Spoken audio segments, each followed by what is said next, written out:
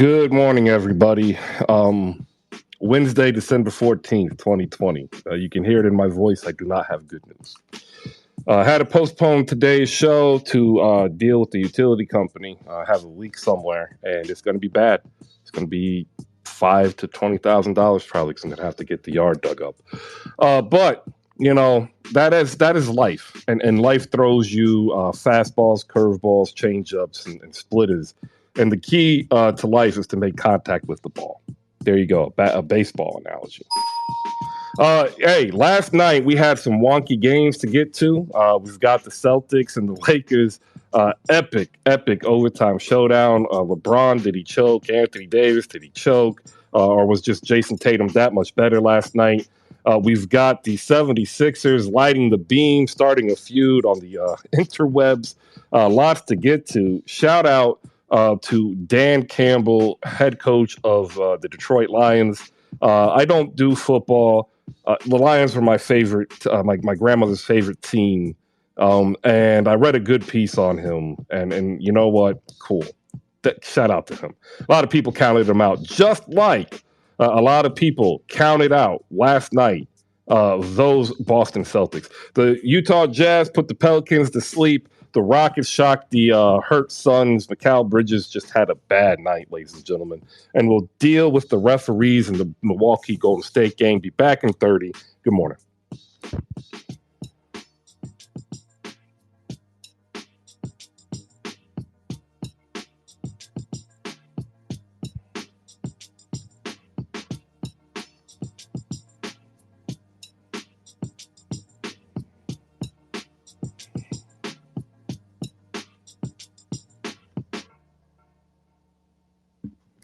All right. Good morning. Good morning. Good morning. Happy Wednesday, December 14th, 2020.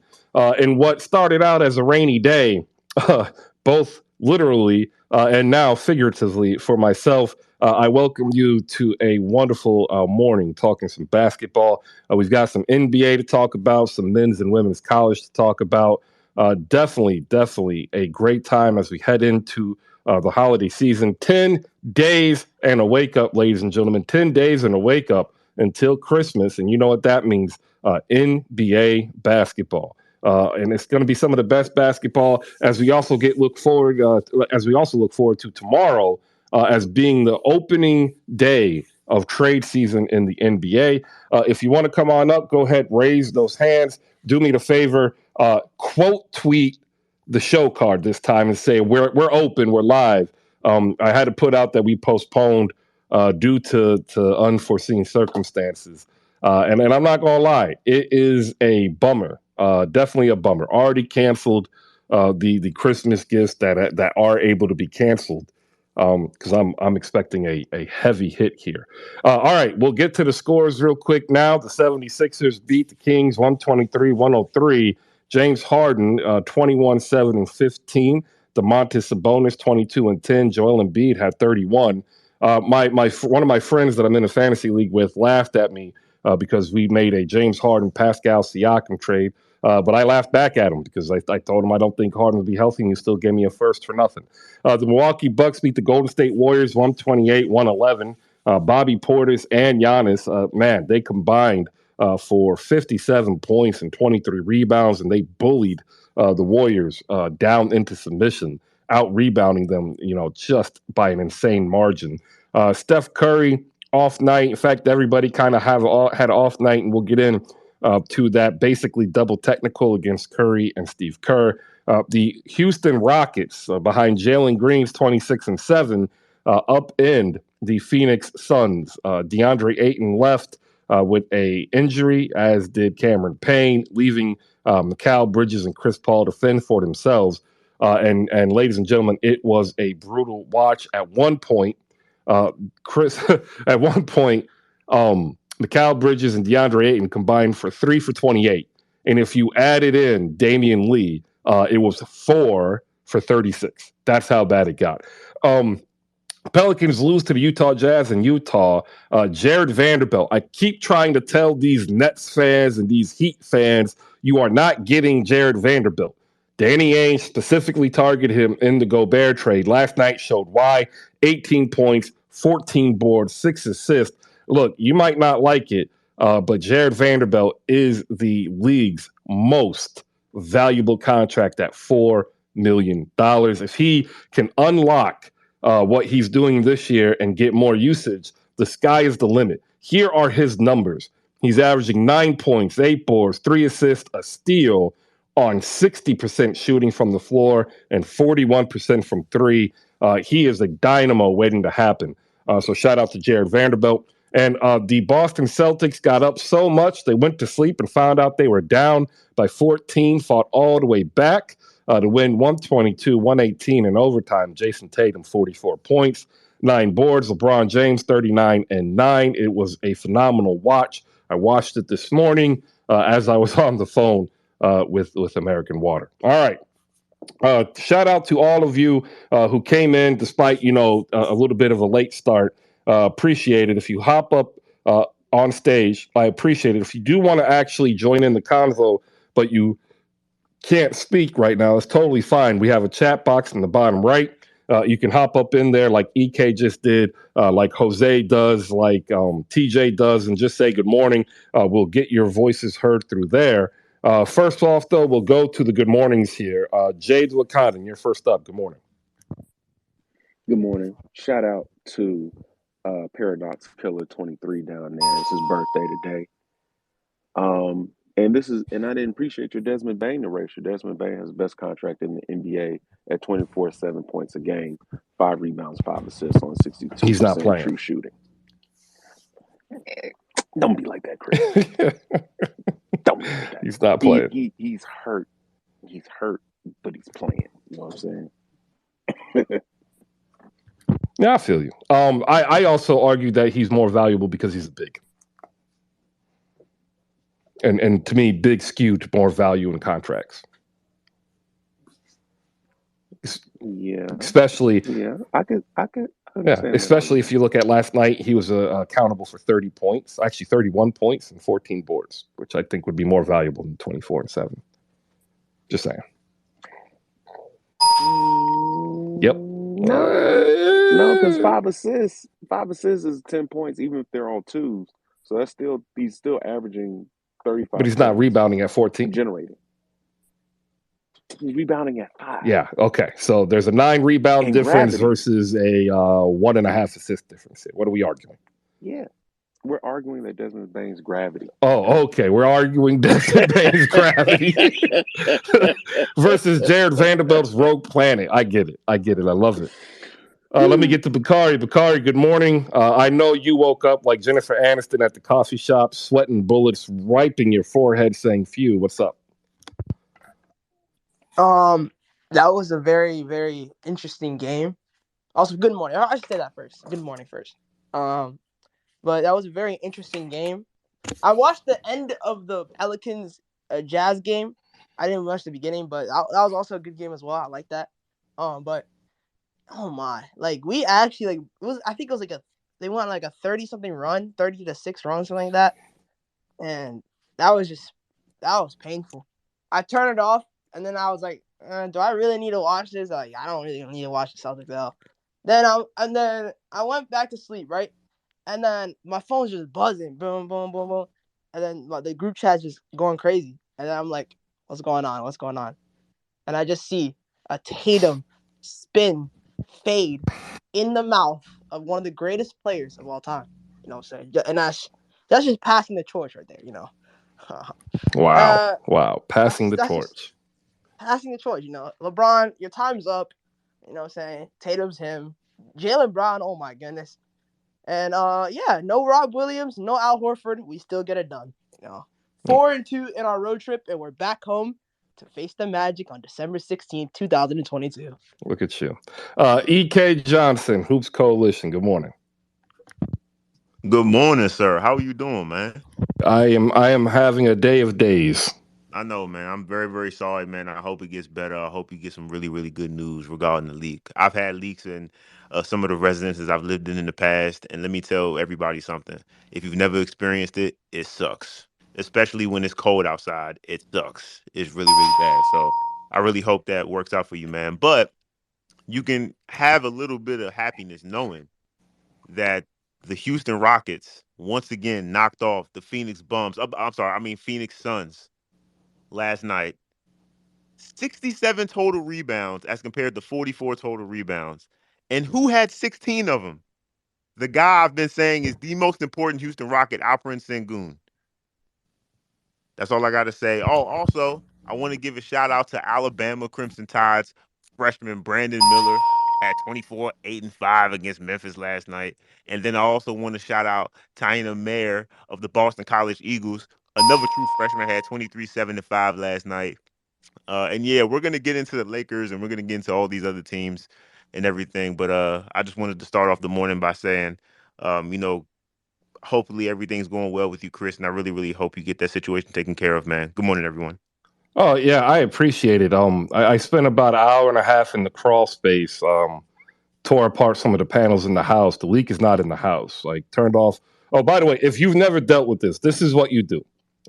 When you suspect that you have a leak, first flush your toilets, turn it off. Right, get some dye, fill the toilets back up, put the dye in the back, and if it sinks into the toilet, after some time, you got a leak around your toilet. I don't have a leak in the toilet. Don't have a leak in any of the sinks. Crawl space is bone dry. Absolutely bone dry, which means that the leak is outside. After the utility company came, checked the meter, wasn't a faulty meter. It's outside, which means that they have to dig it up. Common cost is anywhere between $50 and $150 per square foot, depending on where the line is. I pray that it's not underneath my driveway. If it's not, you're looking at about 60 feet.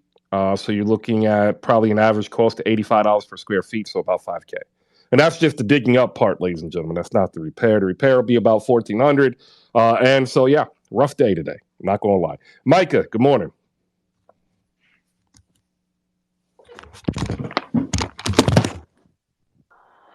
How you doing this morning, Chris? Well, that sucks, man. Hope it gets better. But you know what? We can start this morning off with some basic truth, and 3 of them were on display last night. Number 1, coleslaw is still elite. Number 2, pumpkin spice latte is still disgusting. Number 3, Doc Rivers is still a great coach. Number 4, until further notice, Giannis is still the best player in the league. And number 5, oh, sweet take confirmation. Oh, man, the Phoenix Suns are exactly who we thought they were, and I'm not going to let them off the hook. You hate to see it, but more than that, you love to see it. That's my take for the morning. Good morning to you, Chris. Absolutely. Good morning to you, Micah. Professor J, what's up? Good morning. Good morning, man. I hope everything works out. I just wanted to say Jason Tatum is an MVP candidate, and we're still the best team in the league. You know, that's all. All right. Appreciate you. I know Nat likes that. We'll go to Bonkai next. Bonkai, good morning.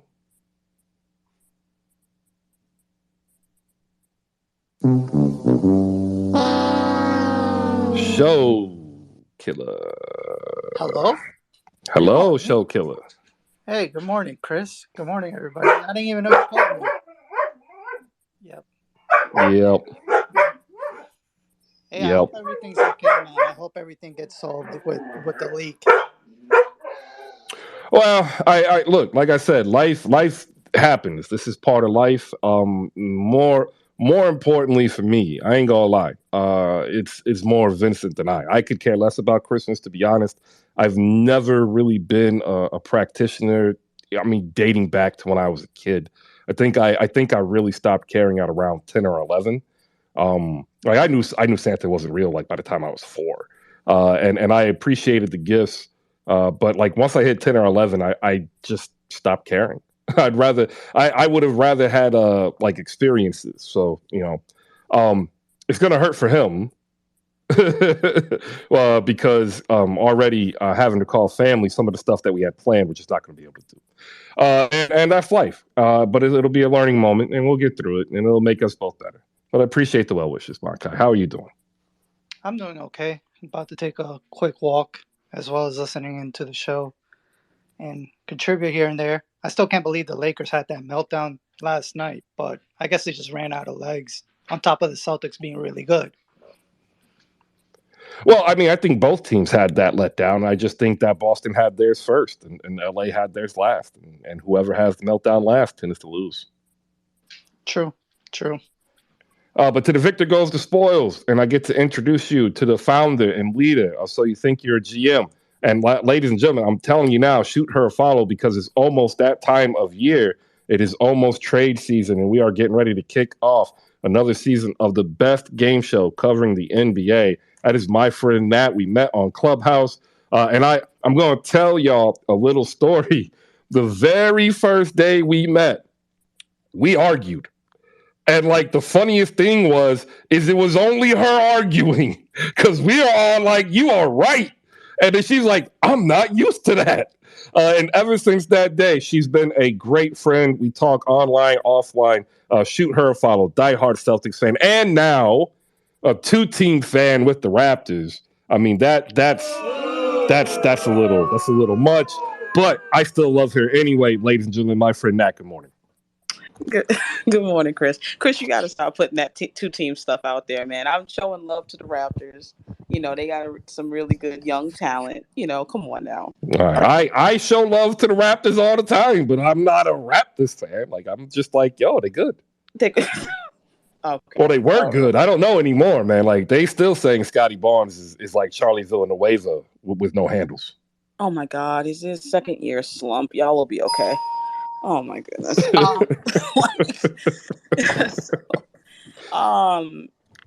Last night, like that had to have been my favorite game of the season. And it was win or lose because either way I was gonna yell and scream about the same damn thing. Joe Mazzulla, that man is a terrorist. I mean, I don't understand what he's doing, and he's trying to trick you into saying, I want the guys to figure it out. No, you don't know what to do, bro. That's what it is. You don't know what to do because there is no reason why you sit Tatum as long as you do. You allow people to go on runs, and then your excuse is, I'm just letting them figure it out. It is insane. They are going into the paint. They have an open lane that they have created for themselves for a floater. He has them pass it out to the covered guy, shooting the three. And I'm just like, Joe, I get it. They are shooting great from three. You're not gonna win every game like that, and it's not gonna come up when you need it most in a lot of games too. So you gotta mix it up. Now I get, there's no Rob, there's no Al. I know that plays a huge part in some of the struggles. So I'm gonna wait until those guys return to see how the adjustments are made. But we can't keep doing that. Tatum, listen, probably the only guy that can't have a bad game. If he has a bad game, he goes from top 3 in MVP voting to 20th. He's the only guy. I watched an inefficient Steph Curry last night. Not a peep. Very quiet. Giannis was, inefficient last night, but his team won. Okay, I get it.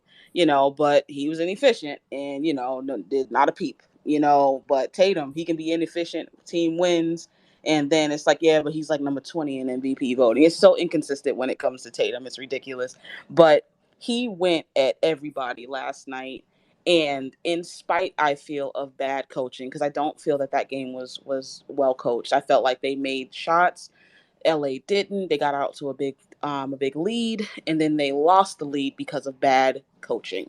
And they won in spite of, so it's probably my favorite win of the season so far, because they literally, everything Joe was doing was saying, hey, we're going to lose this game and go, do 3 straight L's. And, they countered that, and, they came up big, AD missing those free throws. I don't know what happened there. That was crazy.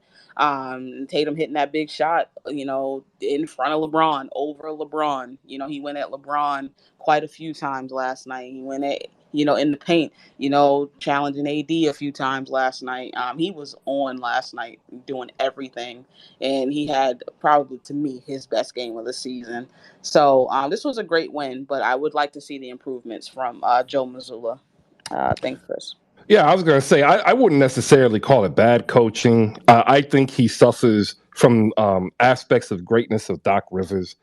He was trusting and feeling his players. That's what he's been doing all season. Yeah. And like the more you start watching tape, the more you see it. And like what's really funny is Brad Stevens did the same thing, right? It's just that I think that Brad Stevens did it with Jason Tatum and Jaylen Brown when they were too young. Yeah. And I think what we're going to see is this is going to be the first hiccup. I know you were successful on the road game, but this is going to be the first hiccup where I think there could be a 500 stretch, which is totally fine and normal, as Joe Mazzulla has to adjust to the league adjusting to him, which is what I really thought we saw last night when the Lakers started coming back, was that Darvin Ham stumbled upon the correct adjustment. What are your thoughts on that? No, I agree with that. And I like how you said that, the filling people out, Darvin Ham figuring out what Joe is doing and countering that. I agree with that. That's why I said that even though I felt like it was bad coaching because of the lack of adjustment that Joe makes when people have figured him out, just because someone's figured you out and we can all see it doesn't mean you make the adjustment 2 games later. Make it now. Actually put out the lineups that you know works. If a guy is struggling, it's okay to, hey, let me put Brogdon in here because, Marcus, you're turning the ball over or you're shooting some really bad shots, in the beginning of the, I think it was late in the second or early in the third or something like that. But it's okay to do that, So I just like to see him do in-game adjustments and then see what we have. So I thought he did bad, for the most part, but we won. So it's just improvement. It's room for improvement. Absolutely. I'm gonna hit this button. I want to say thank you to everybody who's come through so far on your hump day. Little disjointed show, not gonna lie.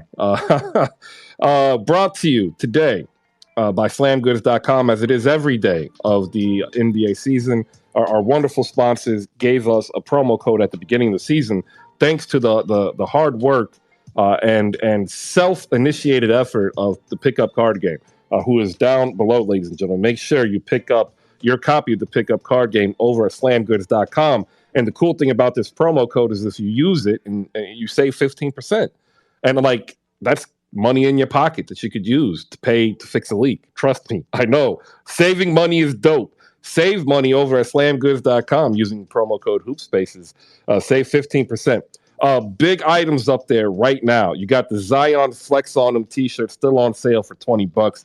Better go get it now. Even though the Pelicans lost, he still had a great game. And I'm telling you, the Zion MVP buzz is just starting. Shout out to ESPN. After years of Luke Cornett propaganda, ESPN finally is caught up to me, who has been saying that Luke Cornett is a viable NBA big. That's right. ESPN ran a feature. Dave Eminem wrote it on ESPN. It actually headlined their afternoon section of the website. So shout out to Luke Cornett and myself. And I will say, I feel as though I deserved an autographed Luke Cornett jersey for the hard work I've put in. Nat, you can attest to this. Go ahead. Talk about it. You've been doing this for, was it 2 years now? 2 years. This has got to stop. But you know what, Chris? I will say this. When he gets in the game, I don't cringe. And I will say that he does some decent things. I think he plays level-headed. I wasn't feeling the whole Luke Cornett guarding Westbrook. That was another lapse, that I wasn't feeling. I was like, why are we getting away with this? And then Westbrook is scoring on him every time, but Luke is not a bad player. I will say that, but Chris, you just slow down a little bit for me, just a little. All right, if you look up top, ladies and gentlemen, you see the tweet. After 2 years of Luke Cornett propaganda, at ESPN finally caught up. Everybody give ESPN a round of applause because they finally did something right. It's been bad over there, y'all. I don't know. I've tuned in a couple of times to see what's what's the newness, and it's not that good. I feel bad. Bonkai, your hands up. What's up? Yeah, as long as he's in the league, that's a Knicks legend right there. Luke Cornett used to be a Knick. A lot of people forget about that. That's where he got his start in the NBA. You should have kept him. I know, right? Imagine. But I just want to give a quick shout out to my Knicks people down below: Jay, Nicky, Sean, Wholesome, Knicks Take Jake. I hope I'm not missing anybody else. And to Nat, the shot making by Jason Tatum and Jaylen Brown late in that game was so cold. That ISO that Jason Tatum had on LeBron to tie the game. Oh my God. Like he just sized them up and did the little turnaround. And then Jaylen Brown on Austin Reeves to put the nail in the coffin. That was so cold. I can't even lie.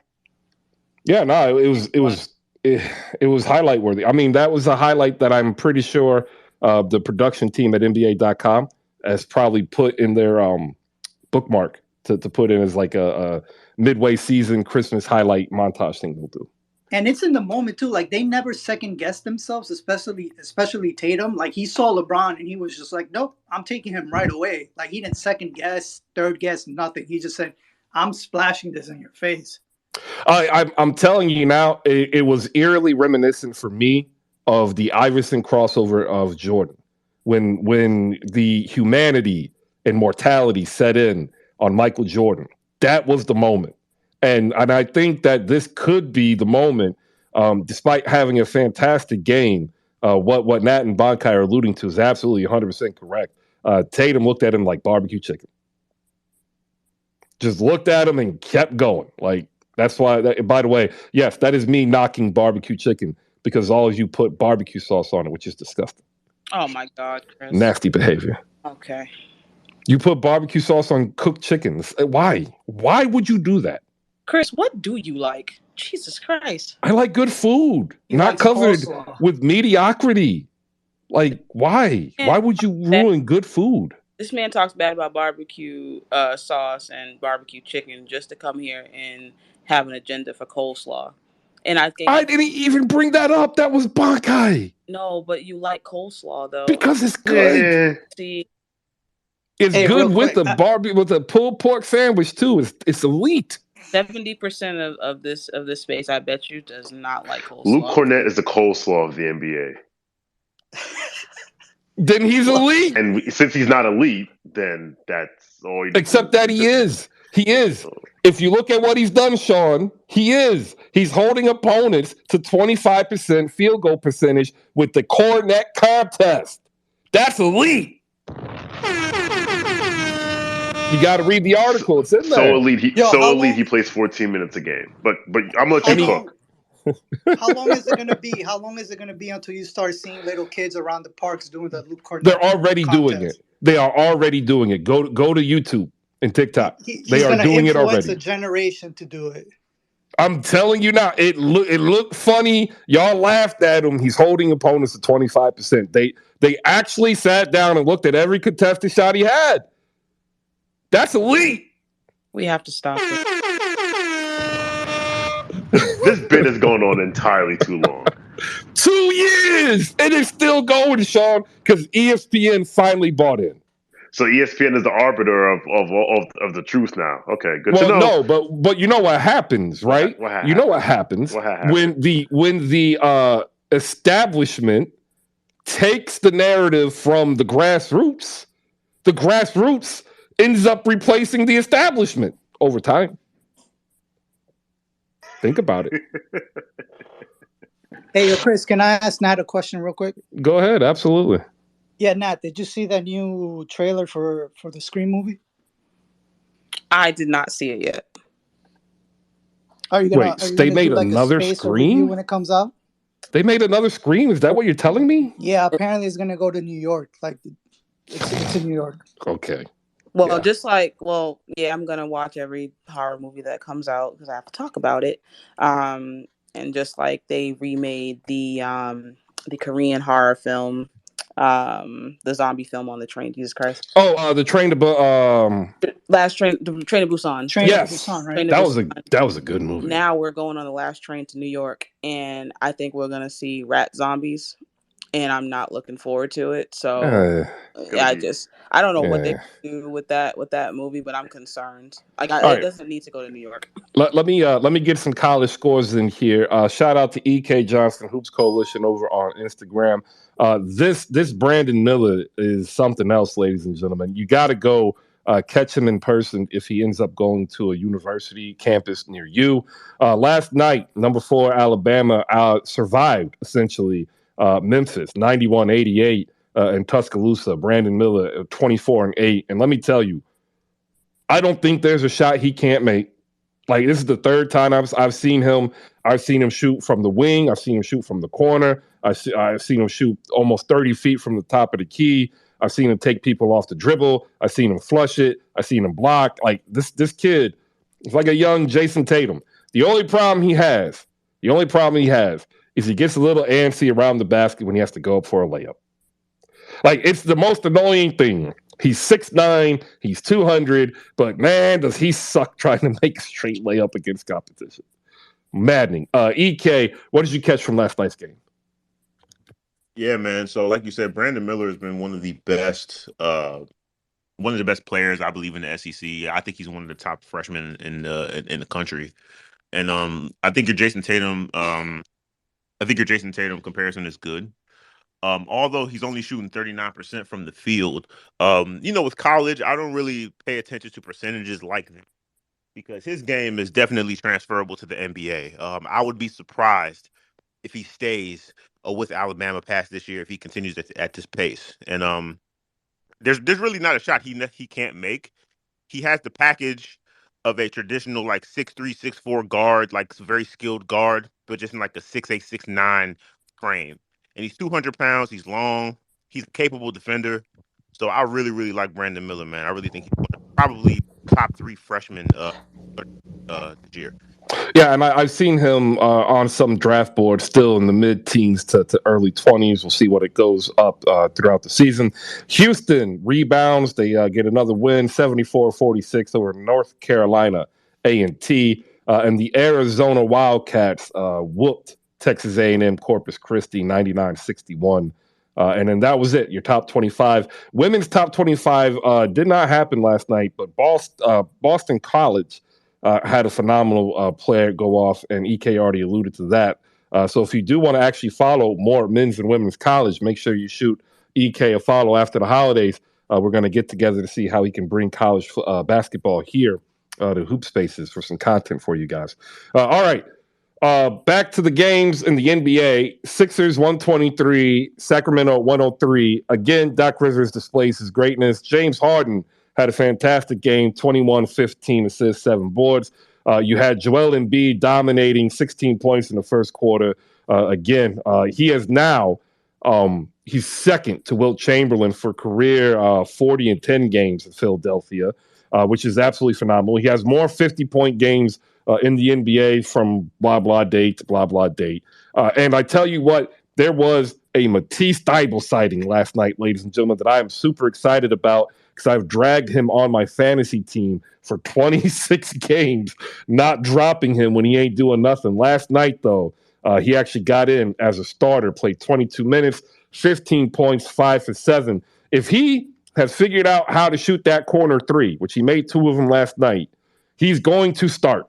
And I think what we'll see is PJ Tucker finally come off the bench, which I am just dying to see. I would love to see PJ Tucker come off the bench. By the way, PJ 2 for 3 from the corner as well. Joel Embiid 31-7. Tobias Harris 21 points and 9 assists. But you don't hear anybody saying that he doesn't deserve the money after a game like this. They just wait for a bad game and say he's overpaid. He's not. Georges Niang off the bench for 12, 4 for 8 from deep. And then Shake Milton 14 off the bench, 5 for 10 from the floor. The issue, though, is they have zero people behind Niang and Milton. And that's going to be their Achilles heel, so expect a trade coming up from the Sixers. Sacramento struggled shooting. De'Aaron Fox is not completely healthy. The starting lineup was putrid. They were combined 4 for 22 from deep. Domantas Sabonis was in early foul trouble. Finished with 22 points, 10 boards, 5 assists.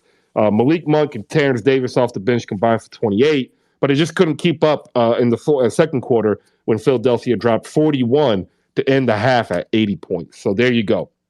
Anybody else catch this game? Because I will tell you this.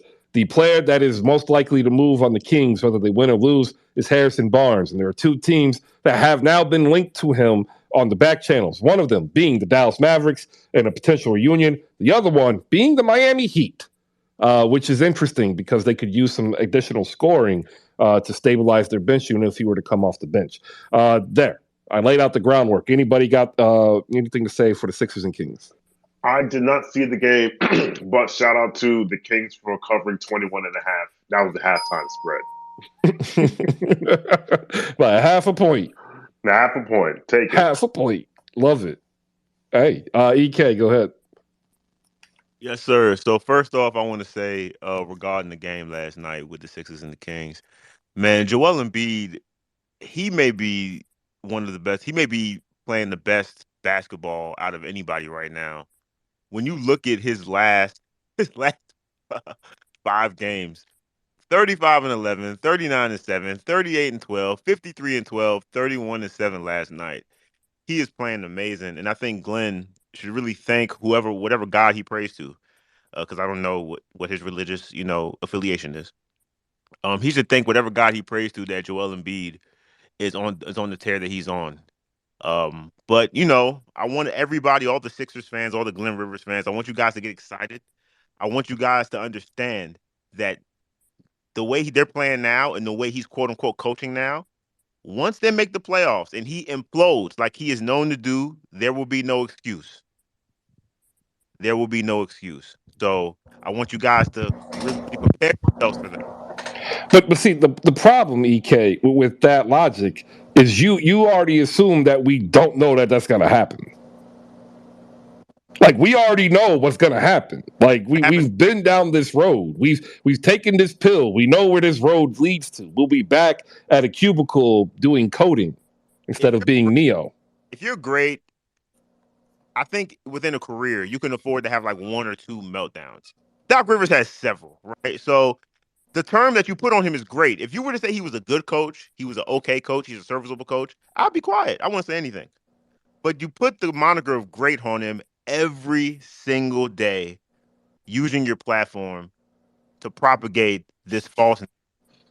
Well, I'm sorry. I don't see the 4th winningest NBA playoff coach of all time anything other than great. What if you just used a better adjective, Chris, instead of a great coach? What if you just said he was a championship coach, as in he won a championship? Because then again, it belies the fact that he's won every season but 3. One of those being the one that we was fired after like 22 games. If you actually look at other coaches who even have more championships, the majority of them, the overwhelming majority of them, have a worse winning percentage and have more losing seasons. And how many of them coached 11 Hall of Famers? Most of them were in their prime. That's what I want to ask. How many? Probably more than what you want to give credit for, EK. That's the problem. Sure. Okay. All right. Well, right? Like that's my problem. Is there's probably more. It might not be 11. It could be 7. But like, if you're going to equate that, then you have to understand that you still have to say he allows the players to play the way they're going to play. He trusts the players, and if the players don't execute, yeah, you're going to blame Doc. But it's the players not executing. If the players execute, you don't give Doc the credit. You give the players the credit. So like, if you give the players the credit for executing, you got to give them the discredit when they don't execute. I see what's going on. So when the team plays bad, it's the team's fault because he's in the hands of the team. But when they play well, Doc's great. Bingo. No, I've said Doc's great in losses. That's not what he said. Like I like what you're trying to do. It just doesn't work because I've said he's great in losses. But it can work because what you're saying is he allows the players to execute, and the players will execute. That's on them. Well, no. What I'm saying, Sean, is that a coach has one primary job, and that is to put the players in the best position to win. And Doc Rivers has done that repeatedly. Okay, you say but then go look at the record. But what we're saying is, you're saying He gives the players the rope to execute, and if they don't execute, that's on the players. Well, there's shared blame. I still blame Doc. I've blamed Doc before. Well. Okay, you've been in the space when I blame Doc. Don't switch his words don't up. Don't do this, because you've been in spaces when I've said that's Doc's fault. I have pushed back. Listen, I have received lots of pushback from you when I bring up them losing in the bubble. And blowing 3-1 leads repeatedly, and the response is always, "Well, if the players executed, they would have won." It's like, so when does it get to be his fault? But Sean, that's not the only thing that has said with Chris when it comes to Doc Rivers. The problem is when Doc Rivers coaches teams that do not win championships, it's always all solely on Doc Rivers. You never break down what his teams are. You never break down who they were playing. You never break down anything. It just stops at, well, Doc Rivers is a bad coach because he did not win. Let's be real. It's not that we don't understand he doesn't share blame and all that stuff, but we get that. And that's what we always say for years when it comes to Doc Rivers. The problem is you guys that have this agenda that listen to the crap, you say, well, it is Doc Rivers' fault, so he's just a bad coach. And that's where it stops. You don't analyze anything. No one said Doc Rivers is a bad coach. Yes, so, I'm not. Wait, is anyone in this conversation saying that? Plenty of people have said that. Look, if anyone in this did I say that? Propaganda. That's what it is. Like, so don't tell me. Listen, what I'm saying is, if I'm saying, like, you can find someone to say anything stupid, that doesn't mean we should pay attention to them. What I'm saying is, if I see a coach, and for some reason he keeps blowing 3-1 leads of superstar talent, what's the constant? But the issue, Sean, is when I say this, is like, I do not agree with his coaching philosophy. Here's his coaching philosophy. Here's why I don't agree with it, right? That doesn't detract from his greatness, whether he loses or not. And that's why I say, if you look at his record, he has won more games than almost everybody who's ever coached the game. Why, Chris? Because he put his players in the position to win, EK, which is the job of a coach. His players who are? It doesn't matter. You see, that's the thing. No, you are adding a qualifier. Why can't we get a qualifier? Because he won in Orlando. He won in LA before he had Lob City.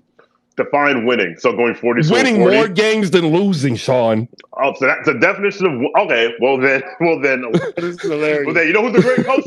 So the definition of great is winning more games than you lose. Then you know who's the great coach?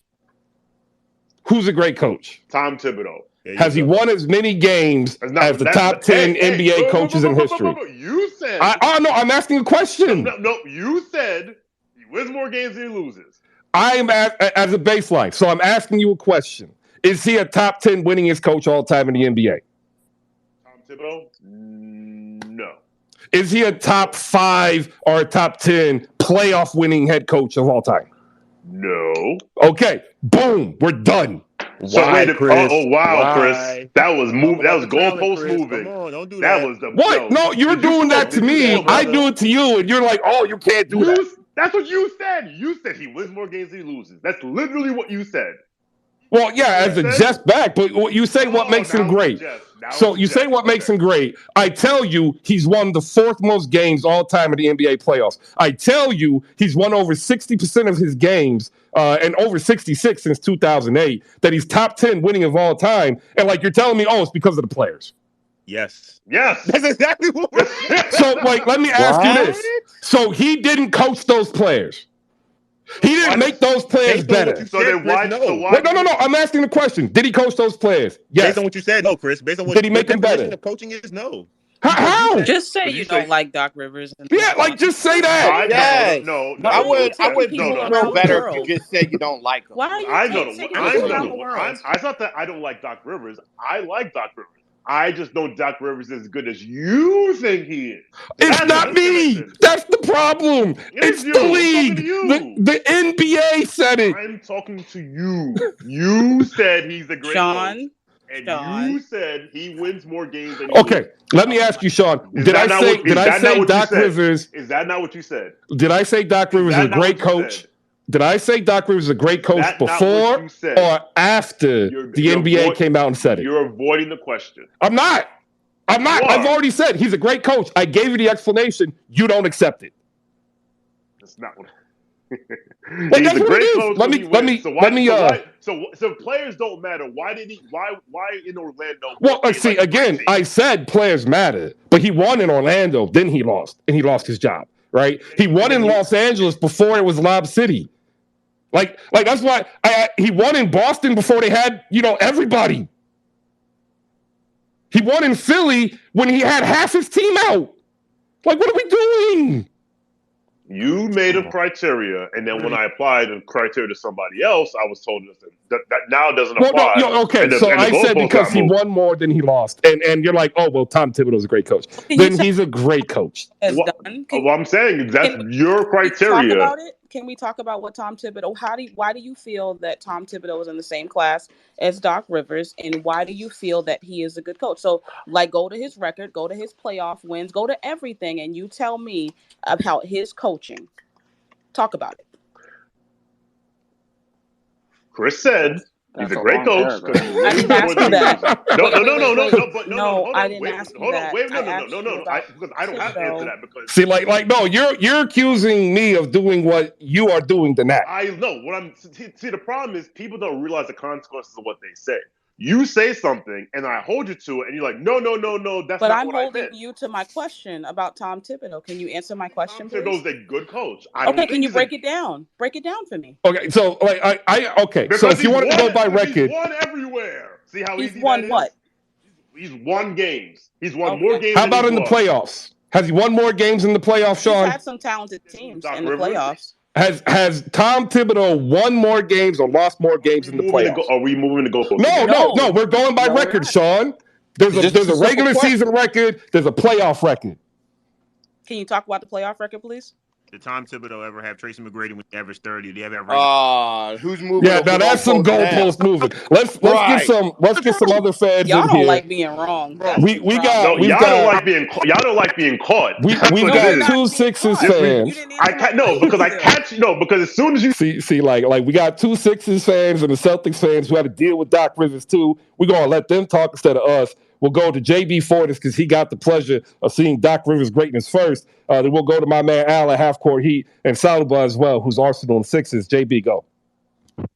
Get serious. Of course, Doc Rivers is a great coach. It's a silly argument. You know that he's a great coach. You know that he's done very well in the playoffs. You know that he's done very well as a head coach, and you know that Chris was simply trying to establish a baseline of what makes a good coach, and you know that, Sean. What is a determination is whether Doc Rivers should be taking all of the credit, but Chris is covering his bases very nicely by saying that the players deserve just as much, if not maybe even more credit. But to pretend like Doc Rivers doesn't deserve any is ridiculous. And then to say like it's all the players is also ridiculous. I mean, are you going to attribute all the success to Paul Reed and Gorgie Jang? They did win that one game when they didn't have Joel Embiid. So does that get all the credit? It's silly. Of course he's a great coach. The real question is is he an all-time great coach? And that's to be debated in a place like Hoop Spaces. But I don't even know that that's what you're saying, Chris. You're just saying that he's a great coach, and so be it. Let him have his moment. Let him have his cake. Who cares? They won. They were great last night, and good. Joel Embiid is on a serious tear as well. He's awesome. And to pretend like he wasn't good with the Celtics is ridiculous. He won a championship with them. Who said he wasn't good with the Celtics? See, this is what we're talking about when you put words in my mouth. Who said he wasn't good? Did I say? Did you say he wasn't good? So then why are you bringing that up? I'm saying I didn't even say you said he wasn't good. So then why are we bringing it up? Because he's a Celtics fan, Sean, and his reference is Doc Rivers at the Celtics. He let open with Doc Rivers and the Celtics. That's what. But he's saying people act like he's not a good coach, and I'm like, who said that? I'm not saying specifically to you, Sean. Who said that? Oh my goodness! I'm saying universal, Sean. I'm saying anybody who would say that he wasn't good with the Celtics is ridiculous. I'm not But declaring nobody you to accept says any that. of it. Chris, can you put the poll up? Is Dr. Nobody, that's the thing. Like, Oh, if I put the poll up, everybody's gonna vote no. No, just do creating- it anyway. Just do you're it anyway. creating a straw man because you're saying like, well, if anyone says he's ridiculous, like who said that? Sean, Nobody said that. Everybody comes up here and says that Doc Rivers is not a great coach. People have just literally done it in the That's past not what I'm saying. 20 minutes. Who said Stop he's saying not good? Stop saying I'm not. You know the collective agreement. I'm not in talking these about the spaces. collective. Oh my God, Sean. Sean, you know what's being said and you know what's being done. But that's not the issue here. Like, I can find any. What is the issue? Let's narrow down what the issue is. He wants to argue What is today. The issue is that whenever we call out Doc Rivers' failures, what we are told is that, well, the players didn't execute. That's what Chris says. That's who I plays don't the think game. that's true. That's not game, all right? of what he said. The players play the game, right? That's not all of what he said. There's a lot more that I've heard. But that is what he said. That's not all of what he said. You're taking it out of context. No, I'm not taking it out of context. You are. Literally what he said. You are. All right, ladies and gentlemen. Wait, hold up. Too much. I needed this morning. I want to say thank you to all the people down below. We are into the second hour. Let me do this read because like if we don't stop now, I'm never gonna get this read in. Brought to you by SlamGoods.com, who is sponsoring us for the second season of Hoop Spaces. And let me tell you, if they heard this discussion, they would go get a Doc Rivers Funko made right now to celebrate his greatness. And you can head over to SlamGoods.com to pick up those Funko Pops. On sale for $20 right now. Save 15% using promo code Hoop Spaces. And while you're there, picking up your Ray Allen Supersonics Funko Pop, slide by the pickup card game and pick up a copy for yourself. $25 for years worth of memories. You'll enjoy it during the holidays with your family. You'll be able to share your love of basketball with your kids, your cousins, your aunties, your nephews, even your grandmama if she's still alive. Thank you, everybody. Remember, slamgoods.com, Hoop Spaces promo code. Let me get Big Al in here. Al. And then we'll go to Sal. Look, I said this last year, and this is why Nat is going after Sean. I know exactly how my season ends with Doc Rivers as my head coach. He will extricate my heart out my chest because he believes in empowering the player so much that he will not stop doing what he's known to do. Why? Let me tell you why before Al comes in here. Since 2008, 75%, 61, 68, 59, 50, 69, 68, 64, 62, 51, 58, 68, 68, 62, 55% winning percentage. He's a great coach. He coaches his players, puts them in the best position to win, but when the chips are on the line, he throws his hands up and says, "Go get them, boys." Al, thank you. Good morning. Good morning, everybody. I hear this debate. The crazy part is I debate with people in Philly all day, all night, 24 hours a day. It's amazing that I'm in a national platform and I'm still debating the same thing. We could win our next 20 games and nobody will give him any credit. He'll say Embiid, Harden, this, this. And then if we go on a 5-game losing streak, oh my God, fire this man. I can't believe no. It's always his fault. I don't know why. Everything is his fault. It could be. Let's go back to the playoff game where everybody loves the trash Ben Simmons. We had 20 turnovers in that game. Tobias missed 2-3 layups. A couple other things happened in that game. The whole loss was Ben Simmons just because they wanted to trash him, but everybody trashed Doc. Everything was Doc's fault. It doesn't matter what happens in the game, it's Doc's fault. We lost the game against Houston. Embiid had 2 absolutely ridiculous turnovers at the end of that game. He should not have passed it, and everybody, it was Doc's fault. Doc should have made sure we didn't lose that game. You're a top 5 player in the NBA did 2 ridiculous turnovers, and it's Doc's fault? I just don't understand the narrative. Just got to go with it because everybody else says it. That's what I'm starting to figure out in the world. Somebody says something. Oh, I don't have any knowledge of basketball, so let me just run with that because everybody else says it.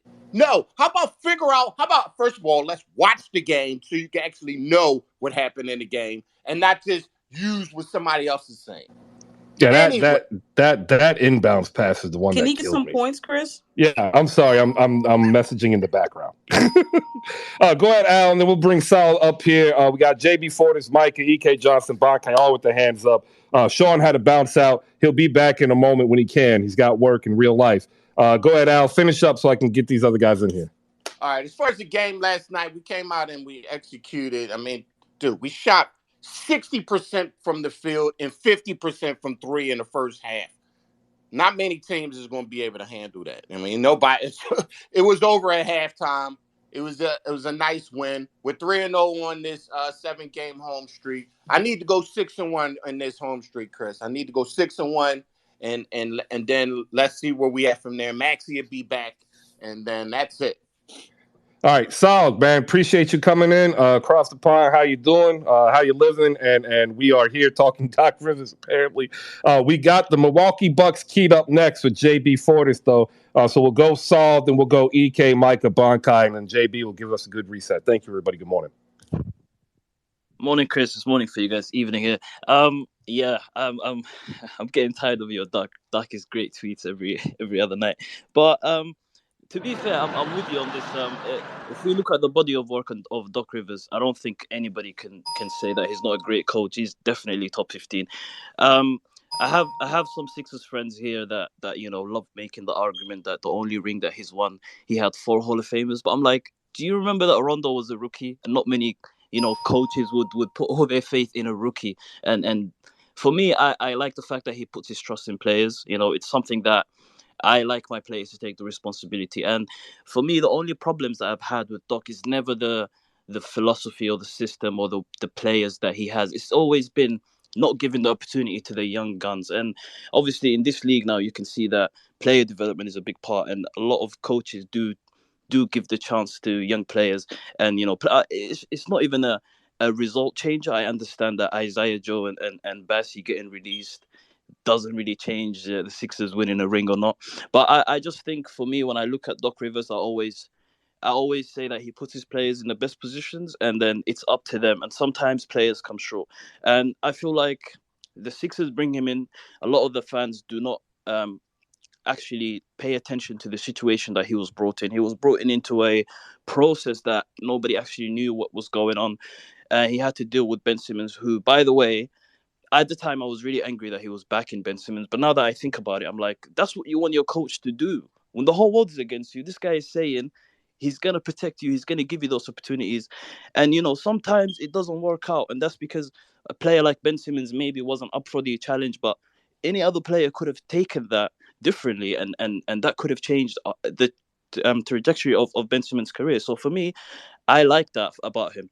The only other problem I have with the Sixers is before they brought in Doc Rivers, there's a lot of things that they haven't cleared. Since they brought him, the roster's been changing a lot. We're still stuck with players like Tobias Harris, who obviously we can't trade. Not that he's a bad player, but he just doesn't fit the system with Joel Embiid and James Harden. As far as I don't agree with that. As far as the playoffs, let's be real.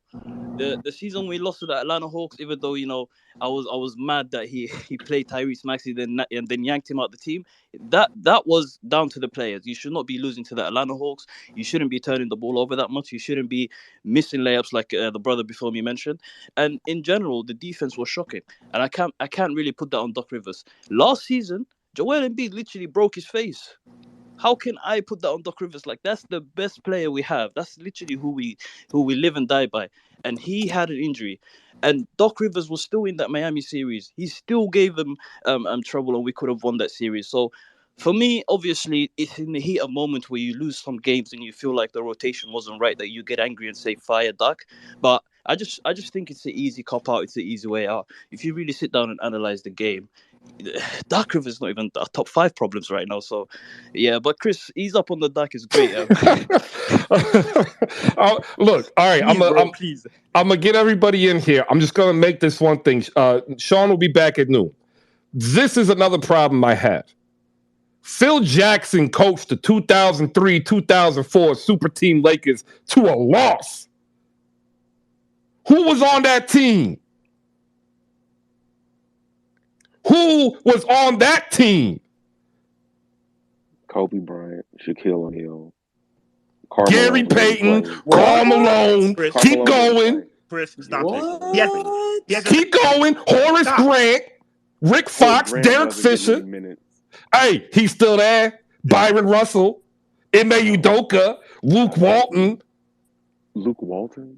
Hey, you know what? Head coach in the NBA. Ime Udoka, head coach in the NBA. Gary Payton, Hall of Famer. Shaquille O'Neal, Hall of Famer. Karl Malone, Hall of Famer. Horace Grant should be in the Hall of Fame. But why did you lose? Because sometimes you lose. Really?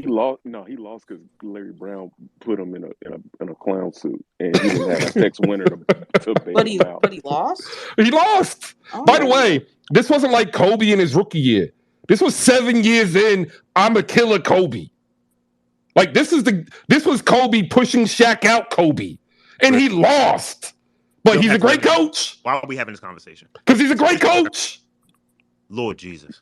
That was also the year that they allowed you to double post players without the ball, I believe. You are correct. But hey, he's a great coach. Let alone he coached Michael Jordan, Scottie Pippen, Dennis Rodman, Hall of Famers. But we cannot do what you can only one team can win. He has 11 championships. But yeah, well, you know what? He had Jordan. You know who Kerr had? He had Steph Curry. Okay. All right, there you go. Right. Who did the Spurs have? Right? They had this dude named Tim Duncan. I would like to talk about something more fun. Yeah. Go ahead. Why? What is it? Did you see last night why CV was the most untouchable Knick? We'll get to that. We'll get to that. First up, though, I want to clear this doc talk. Go ahead, EK. Then we'll get Micah and Bakai. And by the way, I'm just animated because I really had a rough morning and like the emotion is bleeding out. So thank you for the catharticism, everybody. Go ahead, EK. No, yeah, man, I love it. Real quick to kind of end the Glenn talk. I want everybody to bookmark this recording. I know you keep the recordings up, Chris. Today is December 14th, 2022. We're going to fast forward to the playoffs, right? And we're going to fast forward to when Glenn Rivers, right on cue, leads his team nowhere again. And I'm going to revisit this. There we go. I don't want to. There we go. It's like a broken record. It's literally a broken record. Okay, I'm not a broken record. I'm just talking about the things that have happened, right? So if he doesn't do it, I don't have to repeat it. I'm just stating facts, my brother. That's all I'm doing. We're going to come back. I'll bet you anything he repeats. I want everybody to put on the same page and make excuses for why the players aren't good. But when they win, Glenn is amazing. Thank you very much, Chris, everyone. can I wrap this up, please? Oh, yeah. Go ahead. Sorry, Bakai Mike. You're going to get picked up on the next topic. We'll go Nat to wrap it up because we were over an hour on it. And we'll go JB to get this reset for the Milwaukee Bucks talk. So the reason why I thought that was ridiculous, respectfully, is because having been a Celtics fan, you're not beating us. The Philadelphia 76ers is not beating us in a 7-game series. You've had problems with us in the past. You have problems with us. We'll say about that when we get healthy. Okay, all right. Hold up. Because I'm actually not saying this against you, right? I'm saying this for a reason, right? It is so easy, right, to come up here and say that they're not going to go anywhere when they're not even projected to beat the Milwaukee Bucks nor the Boston Celtics. So when Doc Rivers gets in the playoffs, if he does not win, these same people on this stage are going to come back and say, I told you that he couldn't do it, right? When they're not even the fucking favorites to go to the finals, right? So it's a cop-out, and that's what people are doing. I get it, right?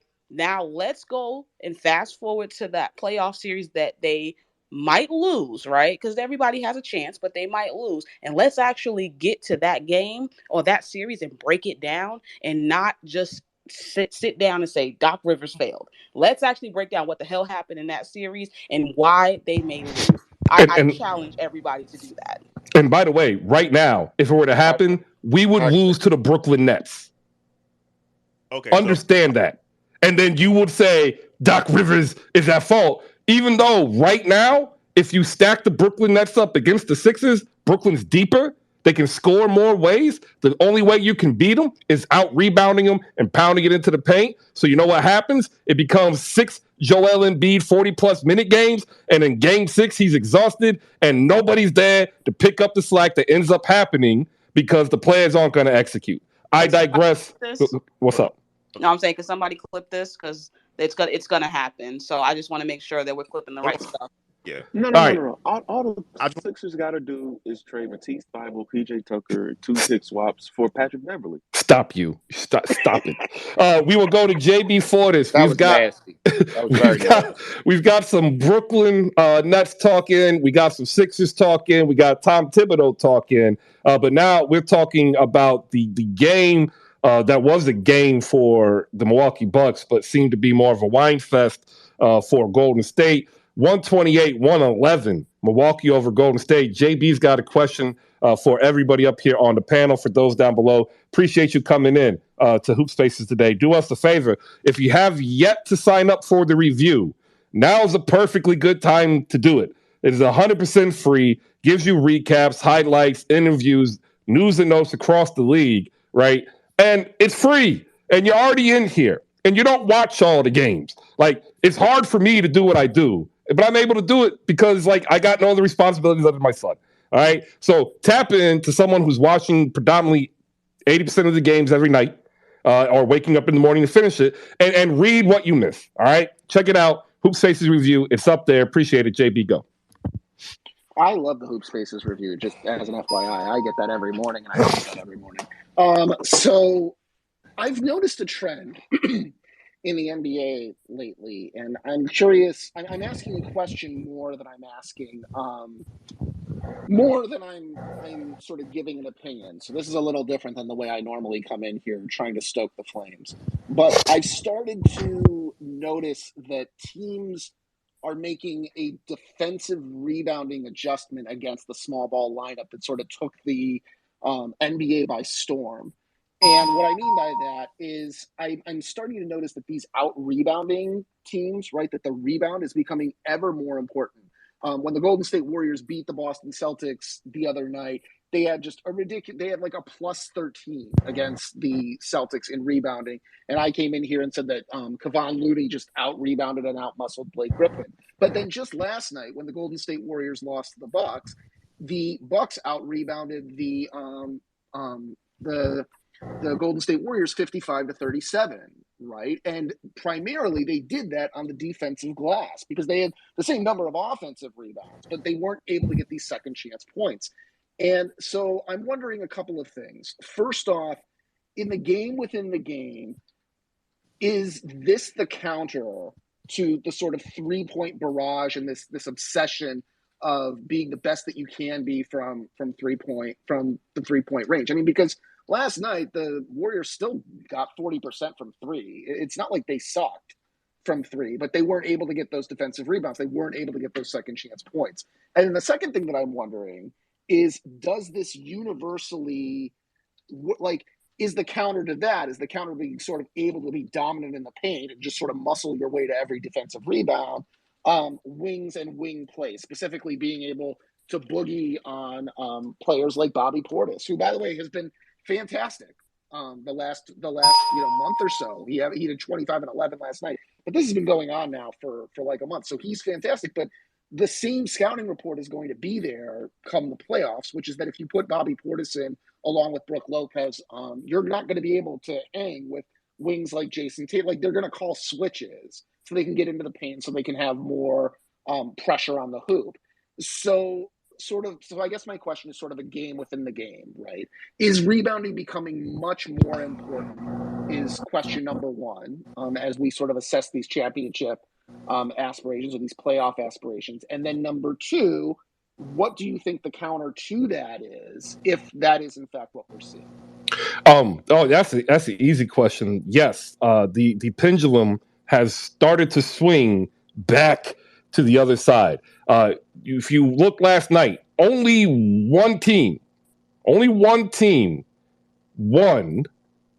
with a rebounding disadvantage, right? Because I believe that the Celtics out rebounded the Lakers. The Sixers failed to out rebound the Kings. They were the only team to not have a rebounding edge. You already heard Milwaukee had 55-37. The Suns got crushed. 67 rebounds Houston had to 44, and the Jazz slightly out rebounded by 16 the New Orleans Pelicans, and then the Celtics out rebounded the Lakers by 2. So yeah, the pendulum's starting to swing because they're starting to get these rebounders who also, at least in their age right now, are able to cover down and rotate on defense, causing more inefficient shooting. Like shooting as a whole has gone up unprecedented in the last decade. We've seen it from Golden State. We've seen it from Brooklyn. We've seen it from Houston before Harden left. And like what I see now is defenses have adjusted. We're seeing games where people are shooting 22%, 28%, 31%. And then the teams that tend to have those extra rebounds tend to win. That's how the Jazz, blew up. They're like, we're going to take 45 to 50 threes per game, and we're going to out-rebound you. And that's what they've done. The league kind of caught up to them because they don't have necessarily elite talent yet, but they are always competitive because they tend to out-rebound. Great points, JB. That's my take. We'll go to Bankai first. Well, wait a minute. Oh, go ahead. Oh, my bad. My bad. So that's your take about how the pendulum is swinging. Yes. I asked a second question. Oh, what was the second? Which is how do you counter sort of that? What's the chess move to that?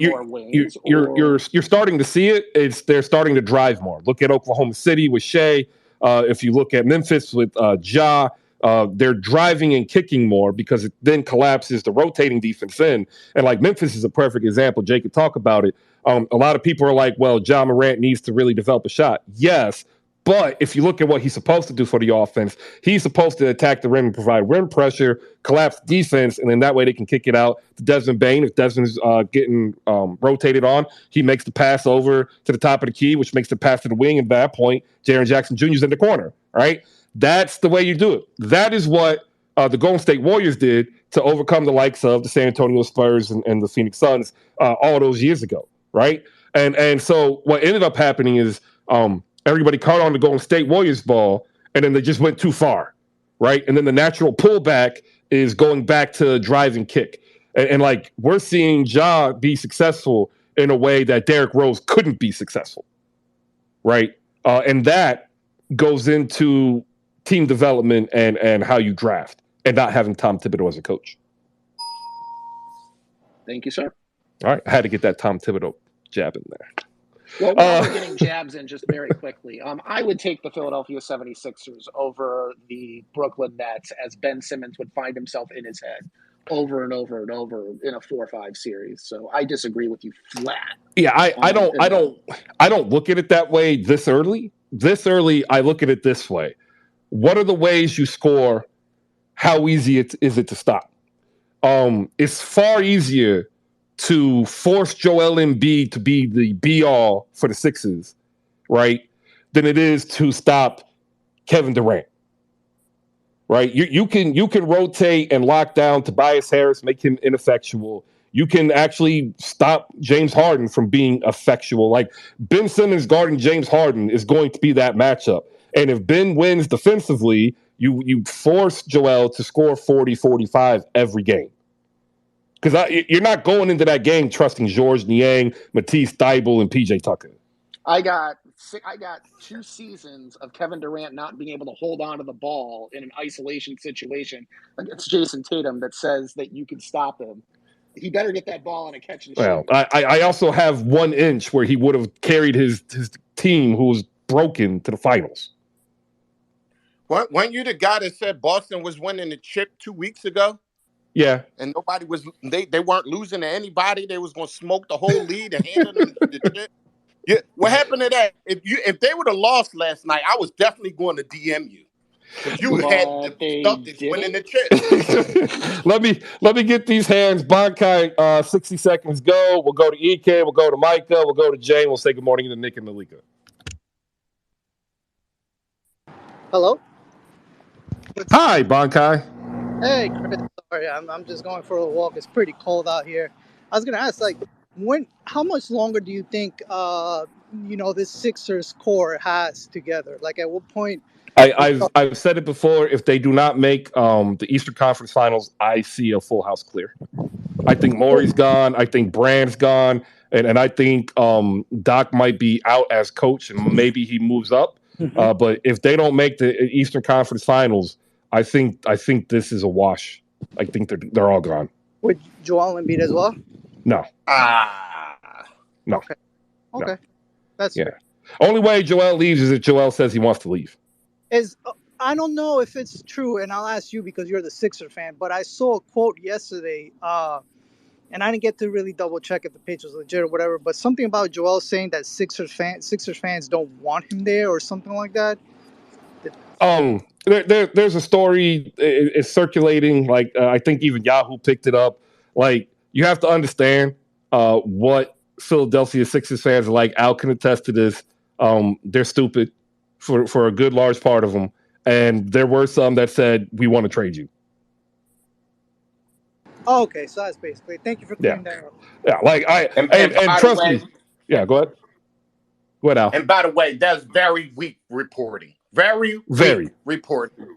I mean, I had never seen such a weak report in my life. Like, you hear a couple people saying on Twitter, maybe Facebook, and you see Facebook polls and shit, and then you say, "Oh, the fans want to trade and stop it, dude." Stop it was literally like three stupid fans who just I don't want to give them light. They've been doing this for years. Like and one of them did this with some other players too. So it's attention getting. That's all. Okay, no, I just wanted to clear something because like I had seen it in passing and I didn't really have time to go back to it and see if it was something like real legit because I was like, come on, they want him out? Like that seems. What was that, Yahoo? Well, I mean, Hoops Hype picked it up. Yahoo picked it up. Clutch Point, Sportskeeda. That's disgraceful. No, I mean because like they cover how it works on social media, and like I said, I don't want to name them because I don't want to give them any credence, but like they do this all the time. Like they've done it with Ben, they did it with Tobias, they did it with my mind is blanking. Turner, they did it with they do it all the time. One of them has a podcast. I got one last question for anybody that wants to answer. So, at what point do you think we're going to see, at least maybe two more teams or so separate themselves in the Eastern Conference and Western Conference? After mainly Christmas. The Eastern Conference. After Christmas. And by the way, Joel actually laughed when he was questioned about it because he understands how that works. Like he laughed. It was like, okay, these dudes, that type of laugh. Got it. Which Eastern Conference team do you think? Question a reporter should ask them. True. Yeah, I'm surprised you said that, Chris. I would have thought you would have said 2 weeks ago we would have seen two teams separate themselves from the Eastern Conference. Well, no, Bankai is asking the question, and the next two teams to separate themselves from the Eastern Conference is the Brooklyn Nets and the Chicago Bulls, going in opposite directions. There you go. Thank you. If you're a Bulls fan, you're just gonna catch it all season, man. I'm sorry. EK, go ahead and then Micah. Yeah, so I wanted to respond to JB's question regarding rebounding. I feel like because teams now are shooting anywhere from 85 to 95 shots per night, it really just depends on I guess really how well you're shooting from the field. For instance, take example, the Sacramento Kings game against the Philadelphia 76ers. Philadelphia beat them by a sizable margin. I think you guys beat them by 20 points. And you got out rebounded by 3, right? But that doesn't tell the story of the game. The story of the game is that you forced them into 41% field goal shooting while you guys shot 51% field goal shooting. They shot I think they shot almost 10 more shots than you guys, and they out rebounded you by 3. So I think with rebounding, because shooting is becoming such a paramount part of the game, and there's so many capable shooters in the NBA from all spots on the floor. In order for you to really win in the NBA, you have to be able to shoot the ball really well, and in conjunction with rebounding the ball. It's not going to work most nights where you're getting out rebounded by 5, 6, 7, and you're not, and you are shooting the ball well. But it also goes back to how you get back on defense and how you defend in transition. Because a lot of times guys are getting defensive rebounds, and if the other team's not coming up with any conversions on the offensive end, that's just another missed field goal that drops the field goal percentage, right? So I feel like with rebounding is shifting where rebounding is becoming more important again. I personally like rebounding. I know this isn't the NFL space, but in NFL there's a term called time of possession, and typically the team who has the more time. You're cutting. Oh, you're cutting in and out. You hear me now? Yep. Yeah. Okay. Yeah. So basically, what I'm saying is, to me, rebounds is equivalent to what time of possession is in football.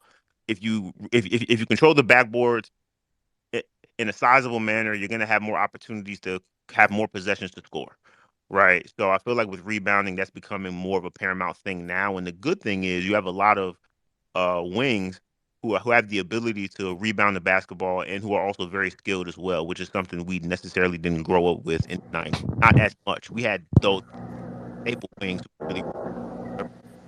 Now it's spread across the league. So yeah, that's what I would say to JB's question. And Thanks, to add, CK, that was great.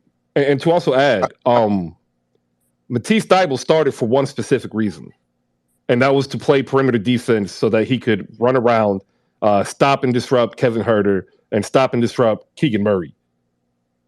Doc Rivers did that as a coach, y'all. Except for the part that he got 2 fouls in the first minute of the game. Oh God! Oh, what did you see the missed layup? The missed layup. Oh yeah, that was hard. He yanked him, and I didn't think he was going to come back in. Yeah, that was hard. Bev missed layup. He can't miss that. But real quick on the rebounding, you can basically tell on us if we get out rebounded by 10, that we're going to lose that game. That's the tell of our team. It don't matter percentages, anything like that, except for last night, which was an outlier because we shot so well. But any close game, if we get out rebounded 7-10, we're going to lose that game. And yeah, Joel's really our only effective rebounder.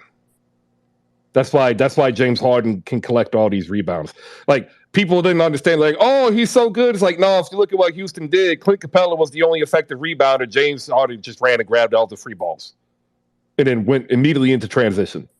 And by the way, Embiid, he needs to pick that up. I need 3 to 4 more a game. He's going to rebounding lately. I'm actually a little annoyed.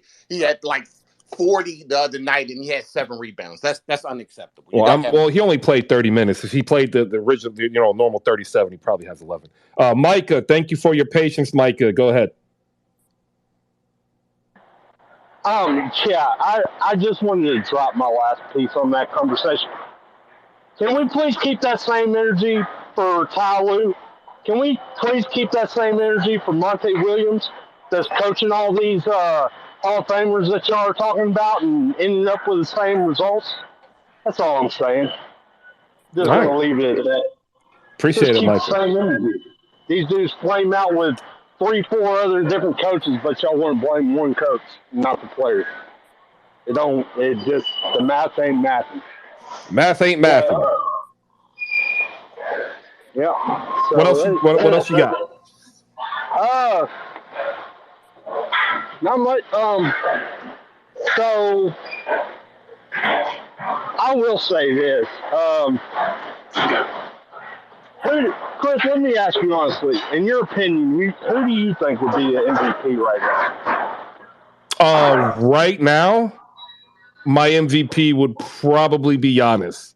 I have Jokic number 2, Tatum number 3, Zion number 4, Luka number 5. But you got Tatum behind Jokic. Come on, Chris. Bro. Look, I know people don't like this, but he ain't changed, y'all. Like he hasn't changed. That's why he's won 2 in a row. Like, the dude is a Hall of Famer, perennial MVP candidate. And if you took him off of Denver, you know what Denver is? Nothing. Oh, that's right. Yeah. I say, All right. yeah, they're bad. But Let me get Jay the Wakandan in here next. Jay, go ahead. Hey, what? How did Harden get 5 steals? Because I didn't watch this game and I haven't watched the replay yet. Two were more of the unforced error type. He pickpocketed one, and he jumped the lane in 2. Okay. Do you think, not to say 5 steals because that would be a ridiculous pace, but do you think that kind of defensive attention to detail and effort you'll be able to get out of him consistently? No. Okay. Hell no. Not hell no. Like 5 was in the first half. Yeah, 5 is his career high too, I think, or he tied his career high. He either set it or tied it last night. Yeah, no. I'm not saying the result. I'm saying the process by which he got. Yeah, nah. Two of them he lucked into. One was a pick. One was a good shoot, and the other one was a bad shoot, just a worse pass. Like you were looking at the pass, and you're like, "Oh, geez, that was bad. I would have caught that, and I can't run." By the way, he had a ridiculous first half. He did, and then he did nothing. Yeah, and then he relaxed. Yeah, he did nothing. Okay, got you. I'm just ready to talk about this Rockets Suns game. We're gonna get there next. Trust me. Jay, Nick is gone. Damn, I wanted to go to Nick next. But we'll go to Malika Walker, host of the Rewind Pod. Just a phenomenal chance to live history of the NBA as she just hosted a 76ers room with Half Court Heat and my friend, Derek Stein. Both of them my friends. Both of them Sixers fans. Talking about Allen Iverson, the era that was. I unfortunately couldn't make it, but if you don't remember the Allen Iverson era because you're a particular age, or if you do remember, you want to relive it, you can always shoot Malika a follow, and it will be on her timeline, so you can go ahead and listen to it. She's got so much content getting ready to come up, a JUCO show, a Celtics show, so make sure you tap in to keep the basketball discussion going. She took umbrage to something I said regarding Phil Jackson, and she probably did so because Michael Jordan, and that's her GOAT. And she knows how I feel about it. So I'm going to give her some time to ask me a question if she has it or give her opinion. But then we have this Houston Rockets game that I want to get to because I'm going to tell you I told you so in regards to Jabari Smith Jr. And he doesn't need to be free, Jay. He needs to stay in Houston. Malika, good morning. Good morning. My only point to what you were saying about trying to throw Phil Jackson in a conversation with the number of rings he has. Yes, he coached Hall of Famers. They did not have rings before he got there. And look how many he got them. They needed a coach to show them how to win. Like, they had to I understand won together. They won. I know you know this. But then go out and make these blasphemous statements. It's not blasphemous. Like, yeah, he got the one. Like your favorite coach has the one. But okay. Well, he's not my favorite coach, by the way. You talk about him every day like he's a great coach, and I know what you're doing. He is a great coach. Some people could be misinterpreting what you're saying, and please don't equate the two. I'm going to have another show on Phil Jackson on whether some of his comments, whether if you read some of his comments, does that change your opinion of him, or how should we look at him? That's later. I'm going to discuss that on my own with the Rewind. I have a question for you. How many rings does Phil Jackson get if he doesn't have Michael Jordan, Scottie Pippen, Shaquille O'Neal, Kobe Bryant? I don't know. Because the way that I look at it, those 4 players that I named, maybe Scottie's the 4th. Maybe Doc has coached somebody better than Scottie, and his name's Joel Embiid. True. He also has James. He also has James Harden now. He should have got another ring when he had the big 3. He had opportunities. I agree. He should have gotten another ring in Boston, in my opinion. He won in the playoffs. You can't be up that, you know what I mean, and lose a series like that. But again, did he execute? Did he put his players in the position to win the game? Yes. Did the players execute? Yeah, it's a partnership. Did the players win the game? It's a partnership. He's not totally to blame, but did he have his players in the right position? I don't know. See, that we can argue. I say by his coaching philosophy, he did. I say by the general optics of NBA fans will say absolutely not because they see a collapse. Where I see a man trying to lift up and be emotionally attached to his team in the moment. And I just don't agree with that leadership style. So Kawhi and Paul George get no blame. Zero blame. They get all the blame. What do you mean? When they got zero blame. Got hella blame. Who blame? They always say I have Doc, one more thing Doc before y'all let go that on hang. a tangent. I have one Go more ahead. thing before y'all go on a tangent. We're going to move I off have and a- we're going to go to Houston next. Go ahead. I have a poll in the Jumbotron. I've been meaning to put up this poll, but Chris mentioned it today, made me really just execute on it. Should Horace Grant be inducted into the Naismith Hall of Fame? Yes! If he should, He should have been before Weber. Yeah, please vote in the poll. Right now, the crowd is saying no. But vote in the poll is right in the Jumbotron. Is the latest selection in Jumbotron. Also, I wanted to note me and Rolo will be discussing the Dirk Mav years tomorrow night at 8 Eastern Standard Time. Any other Mavericks fans, you're welcome to join us. Like I invited Jose and Jazz. Y'all may be busy, but like Micah, Bibbs, all you guys join us and we could talk about the Dirk years. And my room after that will be on the Celtics, probably the Larry Bird era. And I'm out for now. Thanks. All right. I'm still on stage, but that's what I wanted to go over. Thanks. Oh, no, absolutely. And ladies and gentlemen, please shoot Malika here a follow and join in. Not everybody has the cumulative experience of watching all of these players, right? That's the funny thing about the NBA is it oftentimes goes in life cycles of both players and fans. And what Malik is able to do is bridge both worlds. And you're able to relive some great history and reattach yourself to when you were younger. And maybe you did think about the game differently. And what you end up finding out is over time, with the way that you have changed viewing the game, you've actually learned to love the game more. But I'm putting a quote tweet out there in regards to Horace Grant being a Hall of Famer. He should have been in before Chris Webber. He had a much more impactful career next to Hall of Famers. And to be honest, I don't think Chicago wins as many titles without Horace Grant. Like he was to me an integral part. I absolutely agree with that with the first three. I agree with that on the first three. I had no idea he made an All-Star game. Yeah. He made, just think about this. All the power forwards that were ahead of him, because he couldn't be featured. That's why he left to Orlando, was to go get featured. The dude, I digress. Make sure you tap into Malika, y'all. It is a phenomenal discussion. I can't wait for y'all to actually experience it for yourself. Thank you, Malika. We're going to move on, though. I'll be covering current topics also soon, and that's it. And not just the past. Okay. But, yeah. I'm curious about the Houston game. I'm curious your thoughts on this. All right, so the Houston Rockets played last night. They played once was second place Phoenix Suns, and they decimated them. Now, to be fair, Devin Booker is out. He was out with injury. They lost Cameron Payne and DeAndre Ayton in the first half. DeAndre Ayton only played 15 minutes. However, he managed to take 10 shots and only made 2. Mikal Bridges, 4 for 24, 2 for 10 from deep. This was an atrocious shooting night.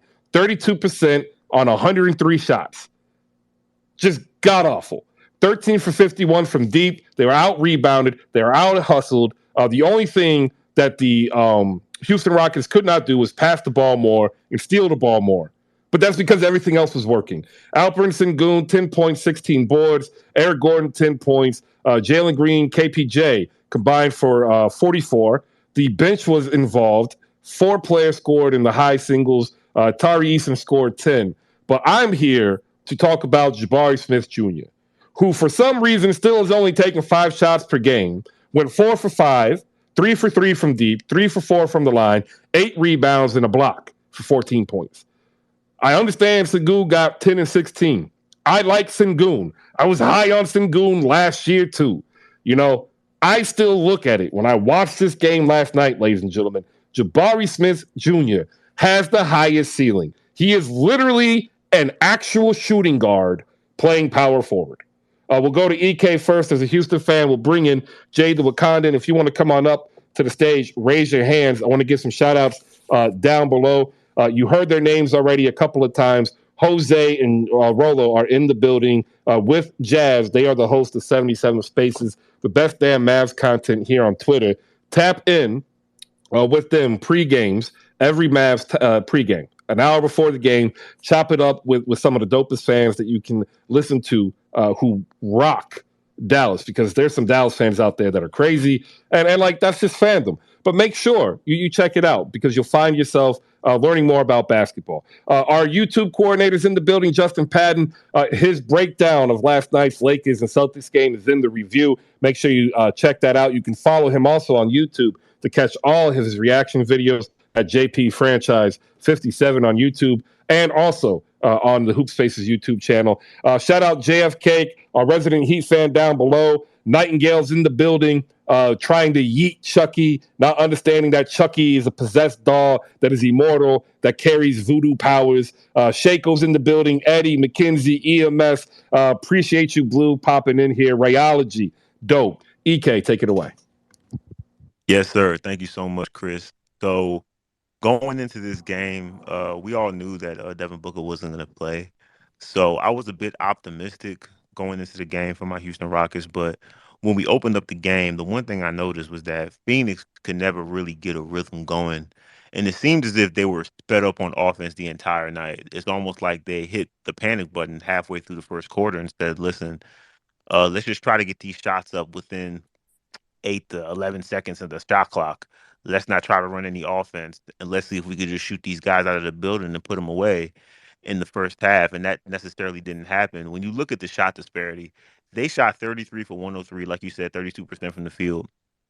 We only shot 81 times for 42% from the field. Now, that's not 42% isn't great, but 10 percentage points in difference in like shot makes is astronomical in the NBA. And you can tell that, as the game waned, we were able to build a big lead. And because I think Phoenix panicked and they were sped up on offense, they were never able really to get back into the game. And also another thing that really helped us out was the fact that we got to the free throw line 34 times. We were aggressive getting downhill. We converted 31 of those 34 free throws. And also, like I said before, we controlled the boards, 67 rebounds to 44 rebounds. So we had more possessions, but we took probably 20 less shots, which lets me know that we were getting the ball and we were actually running plays. We were getting down here. We were about to get to the free throw line and getting quality looks. We weren't rushing shots like we tend to do when we're going up against very talented teams. And one last thing I want to talk about in regards to the Houston Rockets is that Jabari Smith Jr., I mean, he had 14 and 8, but I believe his bread and butter as he grows into his own as an NBA player will be his defensive versatility. He can guard. He's capable of guarding 1 through 5. Definitely 1 through 4, but most nights 1 through 5, depending on who we're playing. He has very good pick and roll defense. Pretty capable help defender and everything like that. So I just feel like the whole free Jabari from Houston thing, I think that's going to continue to wane as the season goes on. He continues to develop. You can tell that he's been watching film. He's been in the lab with John Lucas and Stephen Silas, and he's getting better on the defensive end as well as becoming more comfortable on the offensive end. I like that. Shout out to Blue. He quote tweeted the space saying, "Outlaw the volleyball rebound." I'm with you. I'm with you. That not only is it unsightly, it's actually dangerous for players too. Like, they complain about shooters not getting clearance to land. Volleyball rebounding is dangerous as well. Great breakdown, EK. Quick question to you in regards to the Houston Rockets. I still think that the problem that they're going to run into is that Jalen Green and Kevin Porter Jr. are the same player. Jalen Green's the dude, right? Would you be open to trading Kevin Porter Jr. along with Eric Gordon? Trading him for who? Well, I don't know, but like, there's a team out west that plays in a large city, the second largest city in the country, that has an expiring contract of a player that once played for Houston and a couple of first-round draft picks. Okay, if this is a riddle, I'm not getting it. So Russell Westbrook. I really do not know who you're talking about. But Russell Westbrook. Russell Westbrook. Okay. So the short answer is no.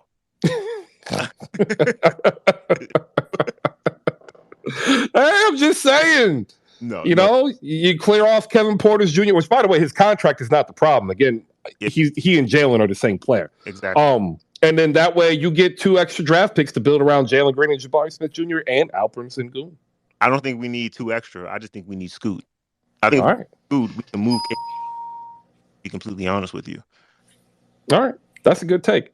Jay, hop in here. Somebody who's been, propagating the free Jabari Smith movement, trying to get him sent to Memphis for a bag of beans and some water. What do you got, Jay?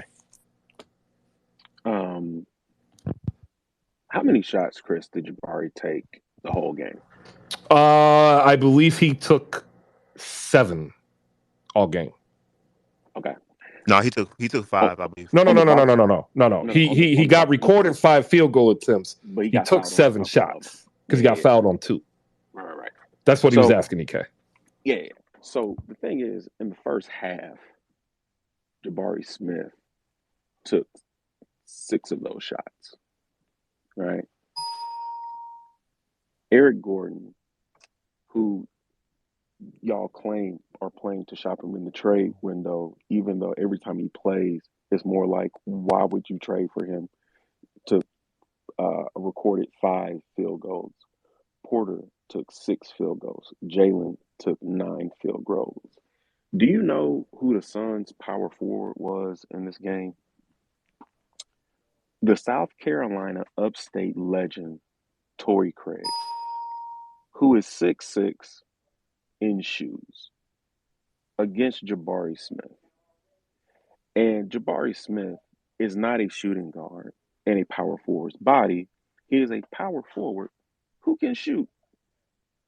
And the issue that I have with Silas, God bless him, my condolences to him and his family for their loss. But my issue is that when you play that 4-out, 1-in offense, Jabari doesn't even cut because he's 6'10", he's 6'11", amazing wingspan. You would think he could at least cut and beat Torrey Craig to a spot on the block and flip a ball over his shoulder into the bucket. And you would just run that a lot. But instead, in the second half, he goes from 4 recorded field goals, of which he was 4 for 4, which efficiency people tell me is pretty good when you go 4 for 4. When you don't miss a shot, efficiency people, statistical nerds, analytical people love that, right? It's the best you can do. So then he plays a second half of professional basketball and records only 1 more recorded field goal. He's a number 2 overall pick who is the 4th option on a really, really bad team, and he's learning horrendous habits every night. Free Jabari Smith. It's better for the Rockets, and it's better for Jabari Smith Jr. Thank you. Absolutely nasty behavior. John down below in the group chat wants an argument of why Horace Grant should be a Hall of Famer. Here is your argument. He has a higher career win shares by over 30 than Chris Webber. He never took more than 12.5 field goal attempts per game. That was his last year in Chicago. He was 28. In that year, he averaged 15 points, 11 boards, 3 assists, a steal, and a block on 52% shooting, taking 12.5. He was the 3rd option. Chris Webber never took less than 17 shots per game until he was 33 years old. So if you look at what Chris Webber was in terms of offense, if you gave Horace Grant those extra 8 shots on average, and by the way, Horace shot better than Chris Webber, you can easily extrapolate that Horace Grant would have been an 18-10 at the minimum on 50% shooting, 70% from the line, averaging 9 to 11 rebounds per game, 3 to 4 assists per game, because he almost averaged 3, despite only logging a usage rate, I think, at the highest in Chicago, like 18%. less turnovers as well than Chris Webber. There's your argument. Also, can I just say, I feel like with Horace Grant, when you look at Horace Grant, it's not just looking at the numbers. I feel like with Horace Grant, you got to look at his impact on the teams that he played. I often hear arguments for Robert Horry being in the Hall of Fame because of his 7 rings and the impact he had on games. With Horace Grant, I don't see how the Bulls could have won all 3 of those championships without him. And look at how the Bulls dropped off the year he was traded to Orlando. Like the first year without Jordan, they made it to the second round of the playoffs. After Horace Grant was traded, Michael came back and they started to do a little something, but they were sinking. His impact on that team really can't be measured by just looking at numbers. I just wanted to say that. And then for whatever reason, he played center for a year and it was never the same. Because he was only 6'10", 210 pounds. NBA was different back then, y'all. Like, I think he's one of the top 10 most underrated, underappreciated players in modern NBA. And yeah, I think he deserves to be in the Hall of Fame over Chris Webber. But then I also think Otis Thorpe should have gotten in before Chris Webber. Because the same argument we make for Horace Grant that I just made right now, you can make for Otis Thorpe. You really can. But hey, they don't take 18 shots a game. They don't dunk emphatically. They don't call timeouts when they don't have timeouts in the end of the national championship game either. Jada Wakanda, go ahead. Yeah, the only thing about that power forward argument, I would say, is that if Horace Grant is the number one option, which Chris Webber was for a lot of teams, I don't know if Horace Grant is as efficient because he went from playing with Michael Jordan to then Penny and Shaq. So if you stick Chris Webber... But he did this thing with Penny and Shaq, though. He just happened to get injured. He did. I'm not saying Horace Grant is not an underrated player. I'm saying that Chris Webber put up his numbers being the guy, the hub of the offense for the most part of his career. And Horace Grant was the third wheel during his apex of his career. He wasn't even crucial piece. He was a crucial piece. I don't even think he was the third wheel. Also, here, let me add this. 4-time all-defensive and also a 1-time all-star. Like the 4-time all-defensive has to count for something. Otherwise, why count that? Oh, no. I do count that. Oh, I'm not saying you don't. I'm not saying you don't.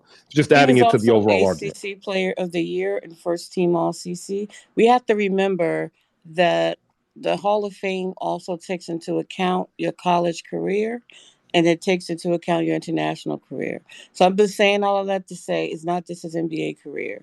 He was first team All-ACC and he was Player of the Year on top of being a 4-time champion, 4-time second team All-Defense, an NBA All-Star, and he was a crucial pieces of each team he won a ring. Best player in Clemson history too. Yeah, best player in Clemson history, 21-10. Put it on the board. I'm not pushing back on Horace Grant being a Hall of Famer. Oh no, we're not saying you are. We're just adding it to the general argument. We're just trying to present a case. Like sometimes I feel like when I put up the numbers, this doesn't tell the whole story. Like when I was talking about Mark Price, you have to look at him in action to me. But that's just me. All right, go ahead and finish up, Jay. Then I'm going to hit a button to do the last read or second to last read of the show. We got a couple more games to get to after Bankai adds his thoughts in here after Jay. Jay, close out. No, I'm good. I think Horace Grant and Chris Webber were equals. Because I think if you swap Chris Webber on that Bulls team, I think the Bulls still win 3. Okay. Yeah, no, I can agree to that. Like, I'm not saying Chris Webber wasn't a fantastic Hall of Fame worthy player. I think he is. I just think there are other players who had better careers who deserve to get in before. That's all I'm saying. Like, if some people reached out and said, dude, you must hate Chris Webber. Like, absolutely not. I loved watching, the Fab Five in Michigan. And when he was in Philadelphia, like, I kind of wanted him to stay. I was hoping that we would get to Sacramento Chris Webber. We got him for like 1 season. It was phenomenal. It was 2005. I remember it. I just think the total career, there's other players that deserve to get in. That's all. Bonkai, your thoughts? Go ahead. Yeah, not so much my thoughts, but I was gonna give props to Malika because she really knows her stuff. Like I love that. All right, good job. Like it. All right. Next game up, we're going back to the Warriors and Bucks, 128-111, in a game that saw Steve Kerr and Steph Curry get a technical foul because, well, apparently you can jump from behind the player and encroach on their landing spot, and that's totally fine. But if you jump while you're in front or on the side, you get called for a penalty or foul. Klay Thompson, Steph, and Jordan Poole, they did not shoot very well. They combined for 18 for 50. Not good, especially when you count, taking the context that they need to shoot to win. Jonathan Kuminga came off the bench, had a good game, fouled a lot because he was matched up against Giannis. But on the offensive end, he gave Giannis, some fits. 6 for 10, 19 points, 3 for 5 from deep. Dante DiVincenzo, he also had a bad night shooting. However, I will say this. It was probably the first game that I thought he was close to 100% healthy. He felt like he could take the 15 shots he took. But he did better rebounding and defending. And I think that long-term bodes well. Patrick Baldwin Jr. got some run, 8 minutes when the game was out of reach, 2 for 3 from deep. Not so much this year, right? But that dude is going to be the replacement shooter in 2 or 3 years that everybody's going to forget about. He has got one of the best jump shots as a rookie in this past class. So make sure you check him out. And you can actually check him out over in the Santa Cruz because he'll be going up and down. Shout out to the Santa Cruz Warriors and CJ, the unathletic. But Milwaukee just dominated. They dominated the boards. They dominated the interior. They got to the line and to the rim at will. Giannis 30 and 12. Portis off the bench, who would start for 20 to 25 teams. 25-11 on 11 for 15 shooting, 32 minutes. Grayson Allen, perfect from the floor, 16 points. They didn't even need Drew Holiday. Javon Carter got the start, and he was Javon Carter of Brooklyn, 4 points. Brook Lopez, 7 points. Like, this was the Giannis game. This was the Middleton game that we've been wanting to see when Middleton came back. It's going to be exciting to see what it looks like when Drew's healthy, who is out with the non-COVID illness. Warriors got some issues. They cannot win on the road. It is hilarious. They are 2-12 on the road. They are 12-2 at home. And I wonder if the Warriors just were too cute and got too ahead of themselves and really should have made a trade with at least one of the younger assets to bring in one more vet to come off the bench to help stabilize it. That's where I'm at right now. Anybody catch this game? What are your thoughts? Sean with the W is back with us on the stage. It sounds to me like they could use Evan Fournier. I'm sorry, Chris. Who can use Evan Fournier? He's saying Golden State. That was a good one. Yeah, like they can't afford him. Like, they'd have to trade Draymond Green, and they would rather have Draymond Green than Evan Fournier. They can come up one of them kids. That's the cap. Fournier 17. They don't. No, I know. I'm just saying if they can come up one of the kids, probably make it work.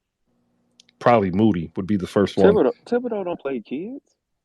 Thibodeau's entire rotation is under the age of 26, except for one guy. But I'm gonna let you cook. I'm sorry. I didn't finish. He doesn't play kids who are not affiliated with CAA. Oh, hey, listen, Evan Fournier, Cam Reddish, and we can make something work out. Lying on the internet. First Chris, now Jay. What's going on, man? Rihanna's gonna be very disappointed. Rihanna's on my side, Sean. I don't know what you're talking about. Rihanna will kick you down a flight of stairs. Yeah, I let her Sean, too. your Michael, love for go ahead. Rihanna, I swear, your love for Rihanna is just great. Why wouldn't you love Rihanna? I'm a Rihanna fan. That's right. So like, my issue is purely what came first, right? And Rihanna's internet came before people tried to say Beyonce's internet. And like, the last time I checked, when you stake a claim, the claim is yours. If she stuck it and it's stuck, it's Rihanna's internet.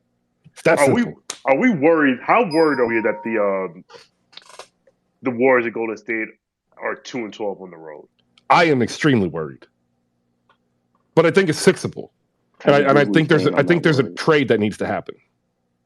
But what's the trade? Like, what's the trade? Like, who's the guy? That what do they need to like? Okay, for example, yes, if they could upgrade Draymond Green, but that's not going to happen, right? So, you're not getting are you gonna say you're not gonna get rid of Clay, right? Right? No. Right. I actually think, and this actually might make Dallas fans happy, because the answer is on Dallas's bench, and his name is JaVale McGee. They did that already. Look, they are stuck in cap hell because they have to sign these dudes. They're paying primo luxury tax. JaMychal Green will and another salary would equal up to 15% of the 5.7 or whatever it is that JaVale's getting, and then that would allow them to bring up another big off the bench for 15 to 18 who's going to be able to rim roll, dunk, and get like 4 or 5 boards and 5 fouls. So they need an 8th guy, because I'm literally looking at their roster right now, and it's a solid 7, and they need an 8th guy. And it needs to be a big. You know who would? Oh, Hartenstein would also be good. Yes, that's exactly what I was thinking. He will be perfect. He will be perfect for them. What about James Wiseman as a big? James Wiseman, when he flashed early, I was salivating, but I'm not gonna lie. The issue now is fit, and the problem is the Golden State offense doesn't have. They're at this point where they cannot adjust to accommodate his fit. What about Gucci Man? Nah, I'm guessing they need a if they're gonna get it, because you'd rather the Hartenstein is perfect because he can passing, screen setting, but because. Well, I tell you what, what would be interesting if they were willing to give up on Wiseman, and not give up in terms of development, but give him up in trade. A Wiseman, JaMychal Green for Hartenstein, Cam Reddish works. So does a James Wiseman for either Tilly or stop. Tillman. Stop. And no. They have Daniel Green, which is another vet. Stop it. Stop it. You know what I'm saying? Vet Stop vibes. It. Everything you said, I just gave you. I gave you a big Tillman. I gave you a vet presence in Danny Green that will run the offense and not. You gave them Eric Pascal 2.0 and a dude who ain't gonna crack their rotation. Did they not win with Eric Pascal? Not in this NBA. Shout out to the Sport Connect. Kelly Olynyk is also a great fit. There's just no easy trade for that salary. He's got that wonky 12.9 or something. And they would have to. That wouldn't be good. And then they don't want to give Wiseman to Utah because then they're going to run Wiseman and Kessler for the next 15 years. We'll go to EK, then Micah. EK, go ahead.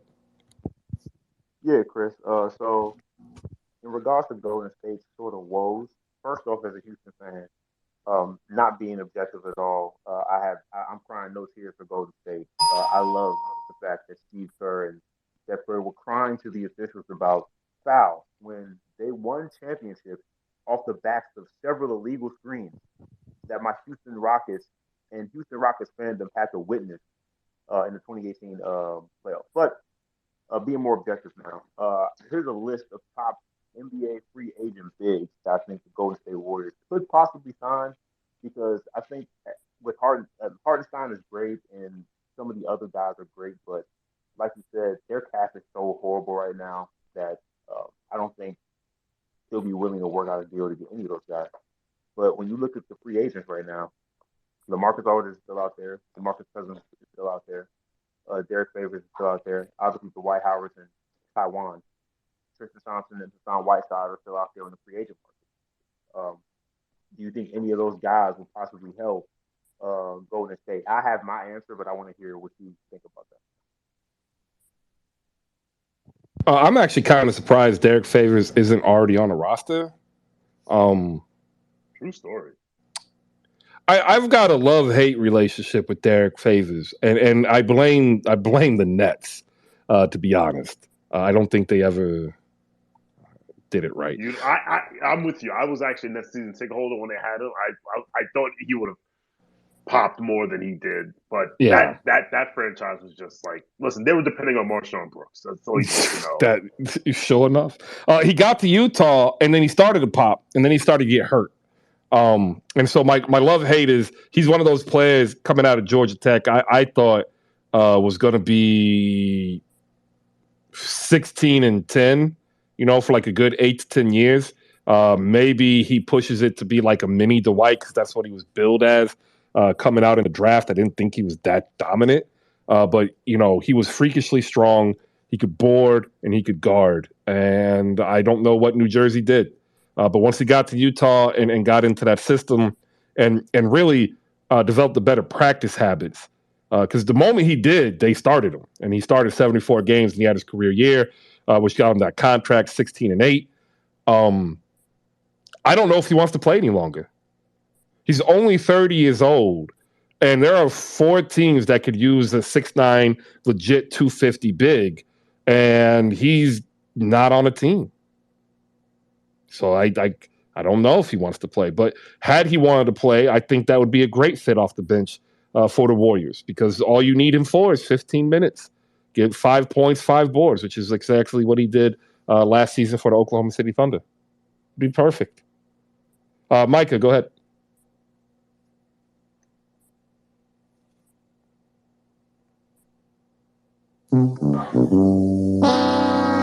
Oh, you surprised me, Chris.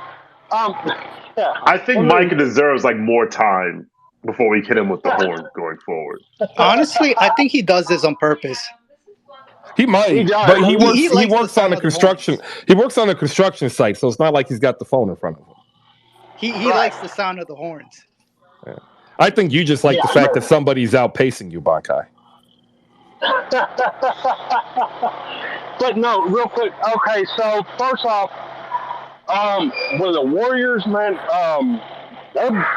they're down bad. I don't know how they fix it. It's like, because not only can they not win on the road, they are terrible on the road, like atrocious. Like at home, they are top 5 in offensive and defensive rating, and then on the road, they're bottom 5 in both. So, and like I don't see them like. Okay, yeah, Draymond can say all that. We're not scared of nobody in the West. But look, dude, if you can't beat anybody on the road, how are you gonna come out when the way it's looking, you're pretty much gonna be the road team in every matchup? You know what I'm saying? So, but the Bucks, to me, they're just a different animal. Like, if you think about, you can ask pretty much every fan base out there to look at 1 through 10 in their rotation. There is anywhere from 2 to 3 guys that those people are saying, good Lord, get this bum off my team. I can't stand it anymore. But with the Bucks, when you really look at, they don't got anybody that's just like truly terrible. You know what I mean? And to me, they still got the best player in the world. Anybody that don't agree, argue with the wall. I don't. But so but with the Warriors, I don't know if there's a trade that can fix it. They're trying this two timeline scenario, and even Draymond talked about it. Like, that usually doesn't work. It just somehow caught fire in a bottle last season, but I don't see it replicating itself at this point. I may be wrong, but that's yet to be said. Appreciate it. I actually still have the Warriors' chances coming out the West still fairly high, despite being 500 and not able to win out the road on the road, because the players who won on the road before are still there, and like the issue to me necessarily isn't the two timeline thing. The issue is they thought they were going to get something from JaMychal Green that they haven't really got. They thought they were going to get something from Dante DiVincenzo, who they haven't got yet. I think he's rounding bout. And then they really did think that James Wiseman was going to be that big off the bench and eventually supplant Kevon Looney, which would then allow you to bring Looney off the bench for either Wiseman or Green. That's what I think the initial plan was. And I think for whatever reason, Wiseman's inability to fit with Golden State is causing not starter issues, but bench issues. And they try to put Jordan Poole down to shore up the bench, but the issue is Jordan Poole was told to explicitly work as being a starter, and instead of working on being a more point guard 6-man player, he worked on playing next to Curry because that's what was needed. Also of note, without Andrew Wiggins, they are ass on defense. And like I don't normally say stuff like that, but it was damn apparent that without Andrew Wiggins, they was guarding nobody. Steph, like he's gotten so much phenomenally better at defense. He ain't Andrew Wiggins. Clay used to be similar to Andrew Wiggins. He ain't Andrew Wiggins. Looney, Green, let's forget about it. Poole, like we've seen him. Like the next best defender is Jonathan Kuminga, and he fouls like I like potato chips. It is what it is for that aspect. Like if Wiggins is in there, it's a different game. I still think the Bucks win. That's just me. We'll go to Andrea next. Andrea, good morning. Good morning, y'all. I got roasted at the beginning of the season for saying the Warriors do not look anything like last year. And for me, the Warriors still had their ups and downs. They just had experience and those crucial role players that played a very big impact in the playoffs. But my problem with them is they gave away all those pieces that mattered. Gary Payton II cannot be replaced by a DiVincenzo at all for me. I don't know who Moody is, what he's supposed to do. Wiseman and Kuminga, they put a great deal of responsibility on those two to develop at a certain pace and look where they are now. I just think that the advantage that Golden State had was they've always farmed within house, and it's like they never missed a beat. They always had somebody behind that could follow suit, and they wouldn't miss a beat offensively or defensively. And I think the role players that they gave up, Damian Lee, Otto Porter Jr., Gary Payton II, these pieces are sorely missed, and you can see exactly where that hole is. This is why I don't think they make a deep run this year unless they make some crucial trades or adjustments to that, because the way that roster is built, they're not going anywhere really fast. The West is about even for a lot of teams where, you have pieces that are good, but it's not enough to get over the hump and make you championship worthy. To be honest with you, I feel like they took a back step. Now, Steph is always going to be Steph. I think that the strength of them was always the depth that they can go down their bench and not miss a beat, and they don't have that now.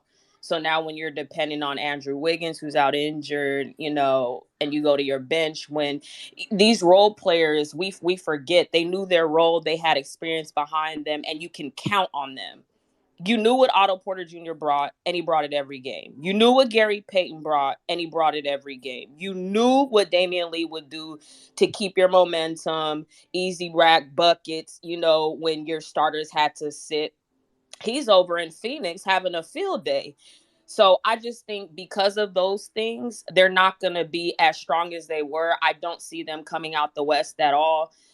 They will have a hard time getting past the New Orleans Pelicans. They will have a hard time getting past Memphis. They'll have a hard time getting past the Suns in a 7-game series. The Clippers, if they are playing at full strength, there's a lot of teams that could take the Warriors out. And that's just how I feel. 28 games, Chris. 28 games. That's what It's a third of the season, bro. Definitely said if they don't make adjustments, though. And you can see it's a difference between saying 28 games. We can see deficiencies that it doesn't matter if it's game 28 or 50. Like, literally, they're not getting any output for certain positions, defense from certain positions. And this is where they were consistent at years prior. How did Boston start the season last year? I can't really remember. I don't remember what their record was in the beginning of the season. They were horrible in the beginning of the season. They turned it all the way around and was totally different in the second half. Yeah, but they also have two of their best players entering their prime. Klay Thompson is exiting. Thank you. Which is why I said, like, I've said this before to the consternation of some Warriors fans in here. I'm sorry, Klay Thompson needs to come off the bench. It's just like you can get more of what Klay Thompson provides you from Jordan Poole than you can get from Klay Thompson trying to be Jordan Poole. Like, Klay Thompson can give you an 8 for 11 3-point game. Jordan Poole can give you a 6 for 12 3-point game and 6 assists. Makes the offense more dynamic. I've not changed from the stance. If you don't like it, okay. And somebody said, Draymond said he wasn't scared of nobody. Listen, there's a difference between being scared and fear somebody and just losing. It doesn't matter. You don't have to fear somebody to get your butt whooped. It doesn't. It don't. Anybody else want to hop in here with some Golden State Warriors, Milwaukee Bucks talk? I want to go ahead and shout out some Dubs fans down below. We got Wholesome O. We've got Nikki Face in the building. TJ. We've got, who else is here? Nightingale still here. I almost said somebody was a Warriors fan, and I know they're for a fact that they're a Lakers fan. My bad, Alan. I know better. Love to hear what you guys think. If you could come up, if you got 10 seconds, because I really do think, I said it at the beginning of the season, I've maintained it through a third of the season now. Klay Thompson needs to come off the bench. It's time.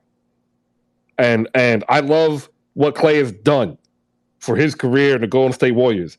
But like Father Time, Sean, is what? Undefeated. What do you think about Klay Thompson and the conundrum that is the Golden State Warriors? So it's funny that you bring up Klay because Charles Barkley said a couple things and people got very upset. But everything that Charles said was right. Like, he's not the same player. As long as you have Steph, you're old. I guess you owe it to yourself to go for it. But at some point, difficult decisions are going to have to be made. And I think those decisions have to be made sooner rather than later because, as we've seen, the kids aren't where they are desired to be, which I don't even know if they should be there at this point because they're kids, right? So at some point, like the funny thing is for a franchise that claims to be light years ahead, like the light years ahead move would be to move off of Draymond Green as soon as you can. But you owe it to Steph to try to win the title, right? And if you get rid of Draymond, that goes up in smoke. So it's interesting to see what they're gonna do. Like win or lose the title this year, like next year, I'm like, what do you do? Like, because you're not gonna, because honestly, like Klay's, like, are you gonna bring back Klay on another $40 million a year when he's a free agent? I believe in 2 years. So it's interesting. They have a conundrum, but listen, that's a conundrum I wouldn't mind having. Yeah, I wouldn't mind either. I ain't gonna lie. Next year is his last year, I believe, right? Yeah, I think next year he makes $43 million. Yo, big wise. Still less than Russ. Ain't that crazy? Still less. That's crazy. But next year, Russ is a free agent, so that's Russ is free. Shout out to Andrea. Andrea, I haven't seen you in forever. I meant to shout you out last time he was here. I haven't seen you in forever either. I'm just waiting for those. Did y'all talk about the Lakers yet? we opened up with Celtics Lakers. I missed it. Yeah, well, we're gonna. As I thought we were, Chris. Literally at the beginning of the season, I was like, oh man, but. We're gonna get there. Few on the road, we ain't that bad. I want to get through Pelicans Jazz first, and then we'll close on the Celtics Lakers. We also started late today. There's a leak in my house, and it's going to be wicked expensive to fix, and not looking forward to dealing with that. Pelicans Jazz, ladies and gentlemen, 121-100. The Jazz opened the season, and they said we were going to shoot for 45 to 53s per game and crash the glass. That is exactly what they did last night, out rebounding the Pelicans 59 to 43, taking 47 three-pointers to New Orleans 27. New Orleans did not shoot well. Your Tony Snell award winner of the night, Trey Murphy III, 25 minutes, a goose egg, 0 for 7 from the field, 0 for 4 from 3, 2 assists, 1 steal, 1 block, just not going to cut it. Larry Nance Jr., 4 and 7. He also had a horrible shooting night off the bench. It was just a normal human night. Shout out to Zion Williamson, 26, 9, and 5 with 2 steals. You just don't like to hear it. I'm going to tell you again. It is going to start. It will not stop. Zion MVPs. It's just, it is what it is. The nature of the beast. Kelly Olynyk, 6 points. He had a little nagging injury, didn't return. Walker Kessler came in, phenomenal, 11, 16, and 3. That kid is going to be a perennial Defensive Player of the Year candidate in a couple of years. He is going to easily replace what Rudy Gobert did. Jared Vanderbilt, though, is your hero, ladies and gentlemen. 18 points, 14 rebounds, 6 assists, 1 steal, 1 block, 8 for 9 from the floor. He is currently shooting 60% from the field, 40% from 3, and he has yet to eclipse 32 minutes per game. He only played 23 last night.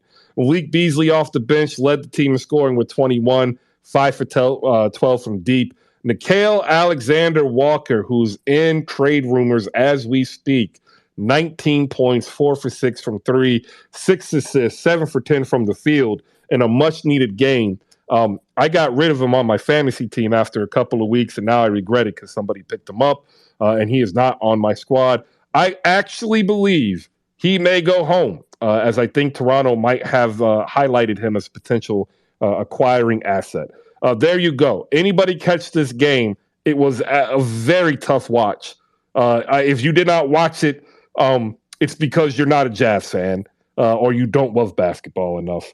That's really it. Because I ain't gonna lie, you don't see 6 of 12 or Rel's up here because that game was doo-doo for the Pelicans. It was just straight doo-doo. Really was. 27 from 3. Jesus. Oh, it was. Oh, look, and these were some wide ass open shots too. They missed, just wide open. We'll go to JFK real quick, and then I guess we'll move over to Celtics Lakers with Mike from OC. We got Andrea, and maybe Hoops Faces Ryan can pop up here because I too tried to tell people about the Los Angeles Lakers. Nobody wanted to listen, and now look at you. You're like, oh my God, they're not as bad as we thought. Thank you, Andrea. JF, what do you got? Yeah, Chris, knowing that the Jazz are going back to being the Jazz, wondering if there's any value for Kelly Olynyk to return or maybe a Lauri Markkanen opening. And also, when you talk about SGA going back home, does that mean Raptors messed up by not trading Scotty Barnes for Kevin Durant? Or no, I said NAW.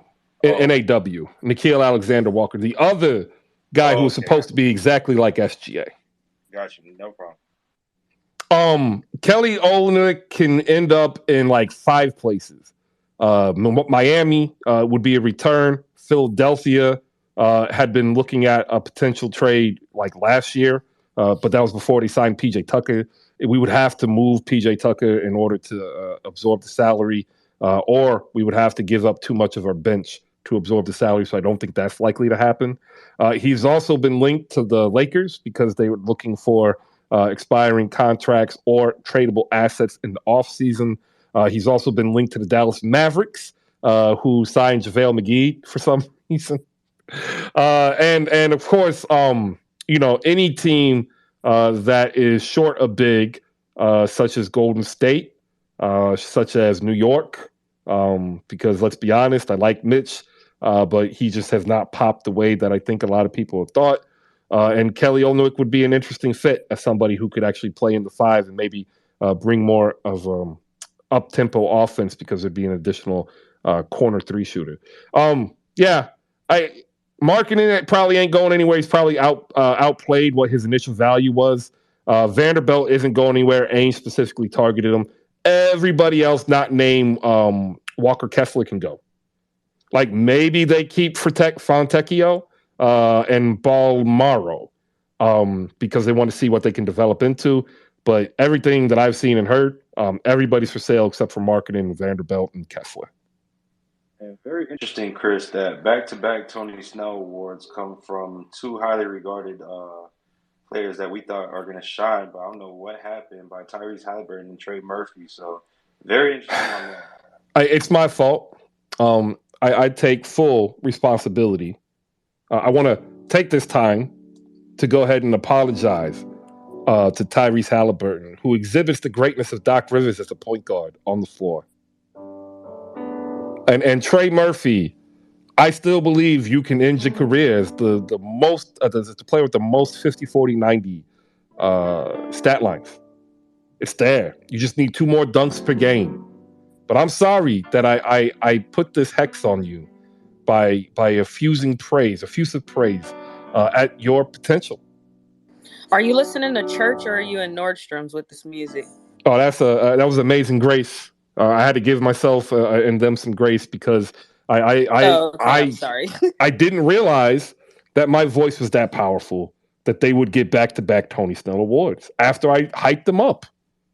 I hyped Troy Murphy up yesterday, and I hyped Halliburton up before his stinker. It's my fault. Listen, this sounds like a benediction in church or the shoe section in Nordstrom's, the music in your voice. Boston, 122-118, overtime in a instant classic. In fact, if ESPN Classic was still a thing, I don't know if it is because I don't have ESPN. It would be up there right now playing because it was a back and forth game. I actually enjoyed it this morning. I was watching it until the utility guy came and ruined it. Jason Tatum, 44 points, 15 for 29, 5 for 10 from deep, 9 for 10 from the free throw line, 9 boards, 6 assists, 4 turnovers. Jaylen Brown, 25 points, 15 boards, 5 assists, 2 turnovers dribbling off his foot, 2 other boneheaded turnovers, 3 steals. Nobody else really made an impact beyond Marcus Smart. He had 18, 6, and 2. And yet they still somehow came back and beat the Los Angeles Lakers, who were left for dead at the beginning of the season. Even vaunted Lakers fans wrote them off. Yet here I was saying, you know what? This is the plan. Rob Pelinka is going to clear off the cap space, right? You're going to go into the offseason. But if they bring Russell Westbrook off the bench, they will get that offensive flow back. They will be able to challenge the rim, keep an up-tempo pace, and start to win again. And ladies and gentlemen, that's what's happened. We'll go to Andrea first because she got to the stage first. Then we'll go from our friend Mike from the OC. And we got Hoops Faces Ryan. Andrea, go ahead.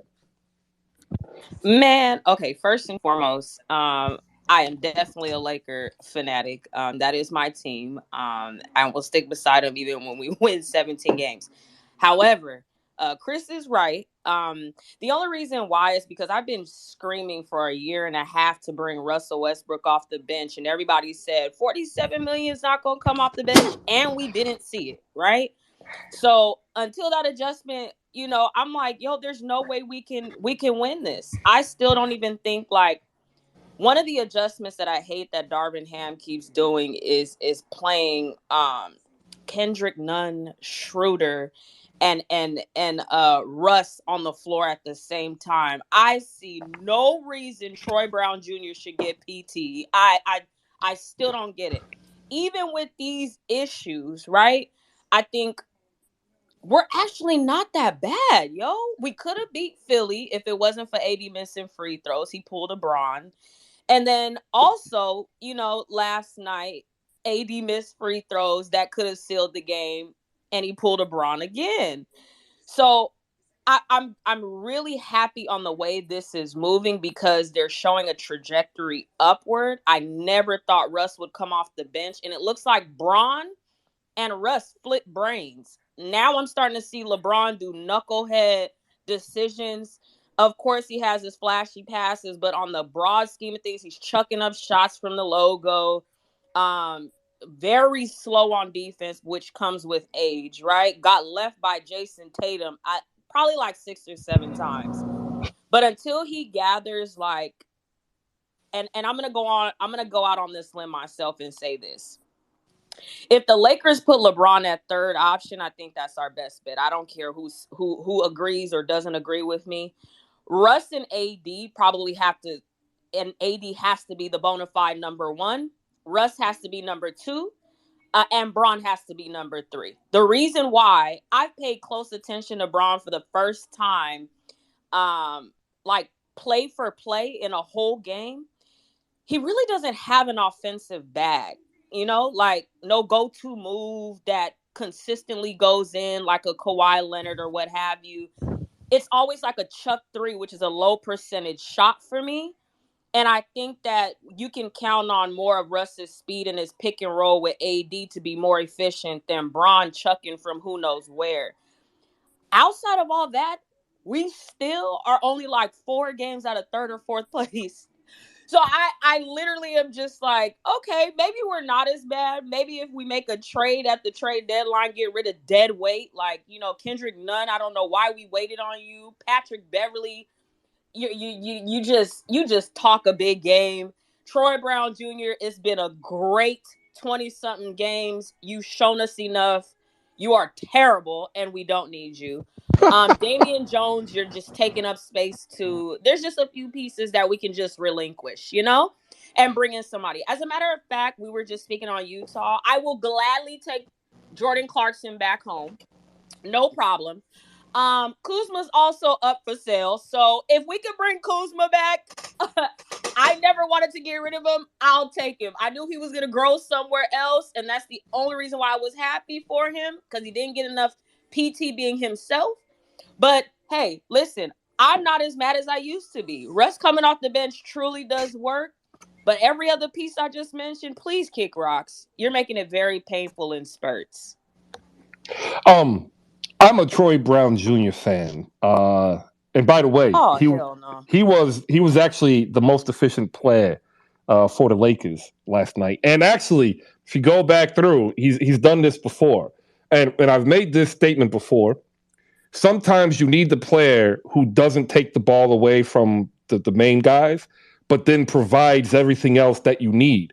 And like one of the reasons the Warriors are the Warriors right now is a player that we haven't mentioned, and his name is Juan Toscano-Anderson.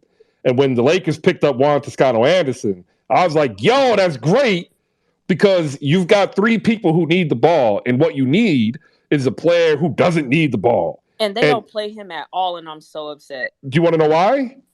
Because Troy Brown Jr. is doing better. Troy Brown is not better. I He refuse is. to believe that. No, he's not. He is. He is. Look, he got drafted by Washington. He's free fouls. That's what he is. He's free fouls. He got in his sophomore year. He was averaging 10, 6, and 3, and he got hurt. And then once he got hurt, Washington ended up drafting a replacement. Then they, sat him because he was hurt. Then they traded him to Chicago. He got hurt again.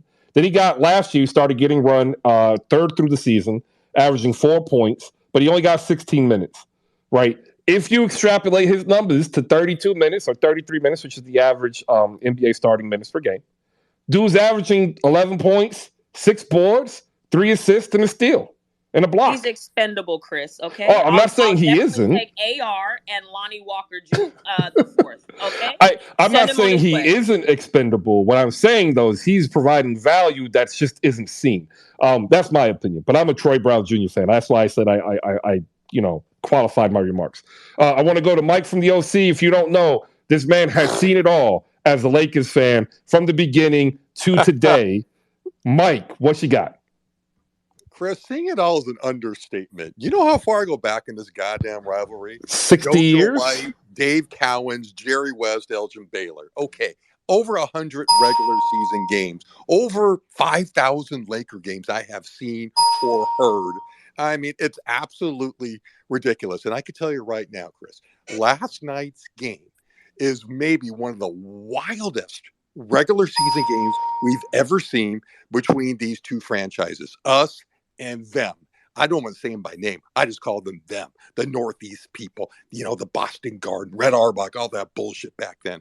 I could go on. I could write a book about my experiences in this goddamn rivalry. Chris, 85, when we won that title in Boston, right? I'm watching in Orange County with my dad, my Packard Bell TV set with the antenna on the roof.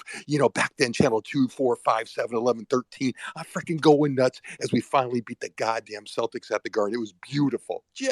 I can still remember till this day, back in 85. But listen, last night's game was absolutely freaking wild. We looked dead in the water. All of a sudden, we were Supermen out there. The run was 27-4. Are you freaking kidding me? What the hell happened? Our old guys look young. All of a sudden, we're going up and down the court. Russ is making shots. LeBron's making shots. AD's brilliant as usual, And then all of a sudden, it all fell apart.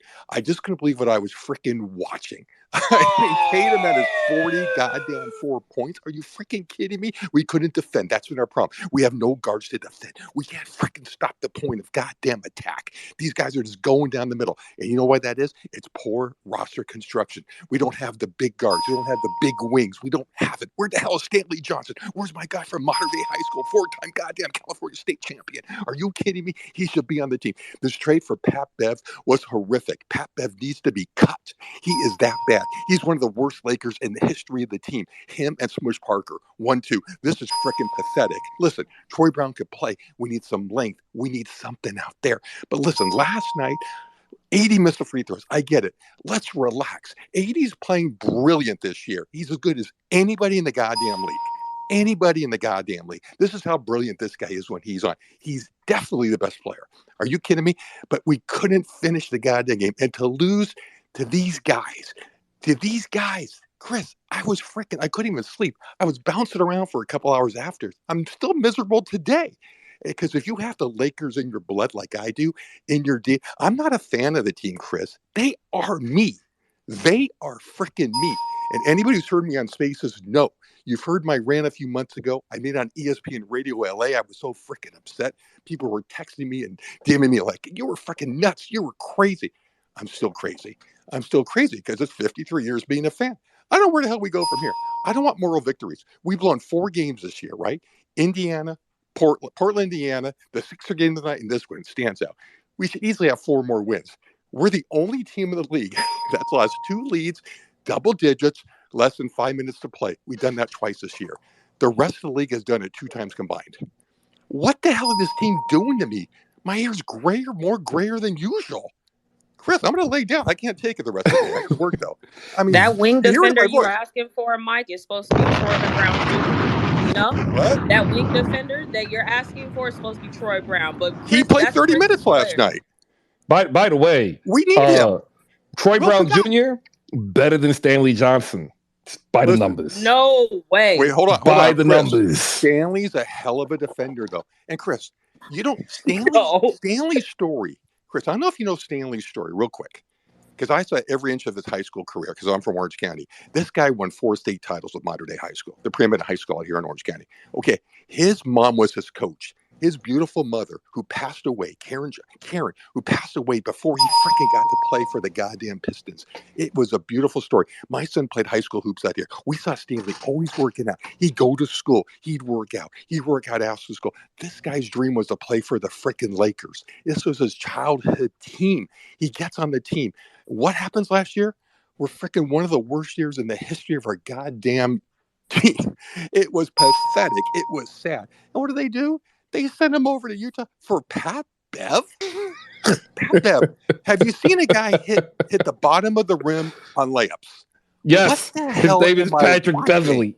Why? We got this guy a year late. I love how we're getting guys a year late. They come here, they could barely move. Trevor Ariza could barely move. DeAndre Jordan last year, did you see him get up off the bench and hurt? And then he leaves, and then he's playing with a 6. It's so weird what's going on. This last year in 20 games have been some of the most painful Lakers ball I've seen in my 50 The plus fun years. fact about It that, so Mike, freaking though, is drives me Braun has nuts. missed more layups than Patrick Beverly. I'm just being honest with you. Yeah, but Braun doesn't hit the Yeah, bottom but of he's the rim also twice. pouring in 25 to They 30 both a game. misses. They both He's missed a misses, few. boss. Yeah, Let but me come on. let me get Pat Ryan in Bev's here. terrible. What has Pat Bev done? Good. Why is he in the starting lineup? Well, you know what? Freaking starting him? I will Why? tell you one thing he did. One thing that I appreciate is when he I forget who he pushed when he came to defense you're for his talking team. about Ayton of the Suns? Yeah. Like, that's his best that moment. was needed. That's his best. That was needed because like the Lakers never had that. That was part of the problem, and like that energized the Lakers. And like you might not want to admit it, but that type of doggedness, of course, is energetic and is contagious. Right. And I think that really is a precursor to seeing Anthony Davis go off because he didn't go off, Mike, until when? Until This is after our new Pat age Bev Ronnie pushed him. Turioff, y'all. New age All right. Ronnie Turioff. That's all. Listen, real quick, guys. We're 11-16. You are what your record is. 11-16. And I know the conference is mid at some degree. The Warriors are losing, other teams are losing. We're still in it, but each loss makes it harder, right? Because we cannot drain AD and LeBron the whole year. We can't have them play these 40 plus minutes. They're going to wear out. LeBron's going to be 38. And you know AD's history, and he's been brilliant, but we got to have some freaking guys for relief. Are you kidding me? We knew in overtime, when it got to overtime last night, I go, oh, we're probably done because they're spent. They were spent again. You can't play 40 plus minutes. They're done. Let me get Ryan in here because we got about 10 minutes left. Appreciate it, Mike. Make sure you shoot Mike from OC a follow. You can catch him here on Spaces in the morning here on Hoop Spaces every Monday through Friday at 10 when he wants to share his love and passion and knowledge. You can also catch him at night, especially if the Lakers lose terribly. Absolutely entertaining and insightful. But I only got 10 minutes left. I want to make sure I get everybody in. Real quick, that rant is hilarious. I have it saved. It's hilarious. When I want to laugh, Mike, I will. Like that, I Malika? like that. It was a good rant, man. I'm not going to lie. It's a good rant. I love it. You know what happened that day, real quick? Because my Rams lost too, and that's been a pathetic year for my Rams. And so I watched them lose to Tampa Bay and 80-year-old Tom Brady that game, and then the Lakers lost to the Cavs. I was done.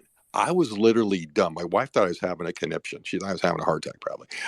But actually, I was in the car. I was screaming at the top of my lungs. I was just dumb. What can I tell you? It was out of body experience, but it happens sometimes. So, Ryan, hop in here. What are your thoughts from last night? I thought it was arguably top 3 game of the year so far, just in terms for me, entertainment purposes. I know for you, it's a little bit different because you also a lifelong devoted Lakers fan. Your thoughts and musings. All right. So my night last night went a little differently than others. So I'm going to start off by asking, I'm assuming some others up here are married like me and maybe have some kids, maybe put out some Christmas lights. Because I got to start out by talking about Christmas lights and how they ruined my evening last night. So others got some Christmas lights, maybe some inflatables out. Others got that, similar stuff going on, I assume. Yeah, I mean, we're actually doing that today. All right, all right. So here's what's going on. I'm watching the game, and my wife put out some of those inflatables. She got them at the store, or whatever, those little $10 inflatables. And in her infinite wisdom, she placed the outlet for the inflatables at the lowest point in the garden. The smartest thing you could do. And it rained the night before. And Mike knows this, that it rained because he lives in Southern California and knows this with me. So guess what happens when you put an outlet in the lowest part of the garden and it rains? Oh, you get a short. Yeah, the short happened. The GFCI popped. And so last night I'm enjoying this Laker game, watching this amazing comeback, watching everything happen. And the Lakers are up and I've got 2 minutes left in the fourth. And then all of a sudden my wife yells at me and says, hey, remember you promised to change that GFCI that popped, because not only did it pop, but it actually melted the wire to the back of it. And I did promise her that. I'll admit it, as a good husband, I promised her I would swap it out so that we could have enjoyable Christmas lights for our kids. And she reminded me last night, 2 minutes to go in the game, that I had promised this. So I had to pause the game with 2 minutes to go in the fourth and go swap out an electrical outlet in my garage so that the Christmas lights would turn on. You can imagine how excited I was about that. I changed that out. I come back in. Now, the reason I mentioned that was to say that I was on pause, so I had room to fast forward the rest of the game. I did not do so. Watched the end of regulation. Saw Tatum hit that, equalizer over Bron. Saw it go to overtime.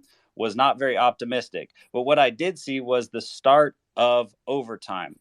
I saw Russell Westbrook try to carry the team. Now, I knew LeBron was tired. I knew AD was tired, but I saw Russell Westbrook drain his first 2 shots and then continue to think that he was God's given talent to take the Lakers to the promised land over the Celtics. He was single-handedly going to stop Tatum and Jaylen Brown and Marcus Smart and everyone that the Celtics were going to throw at him.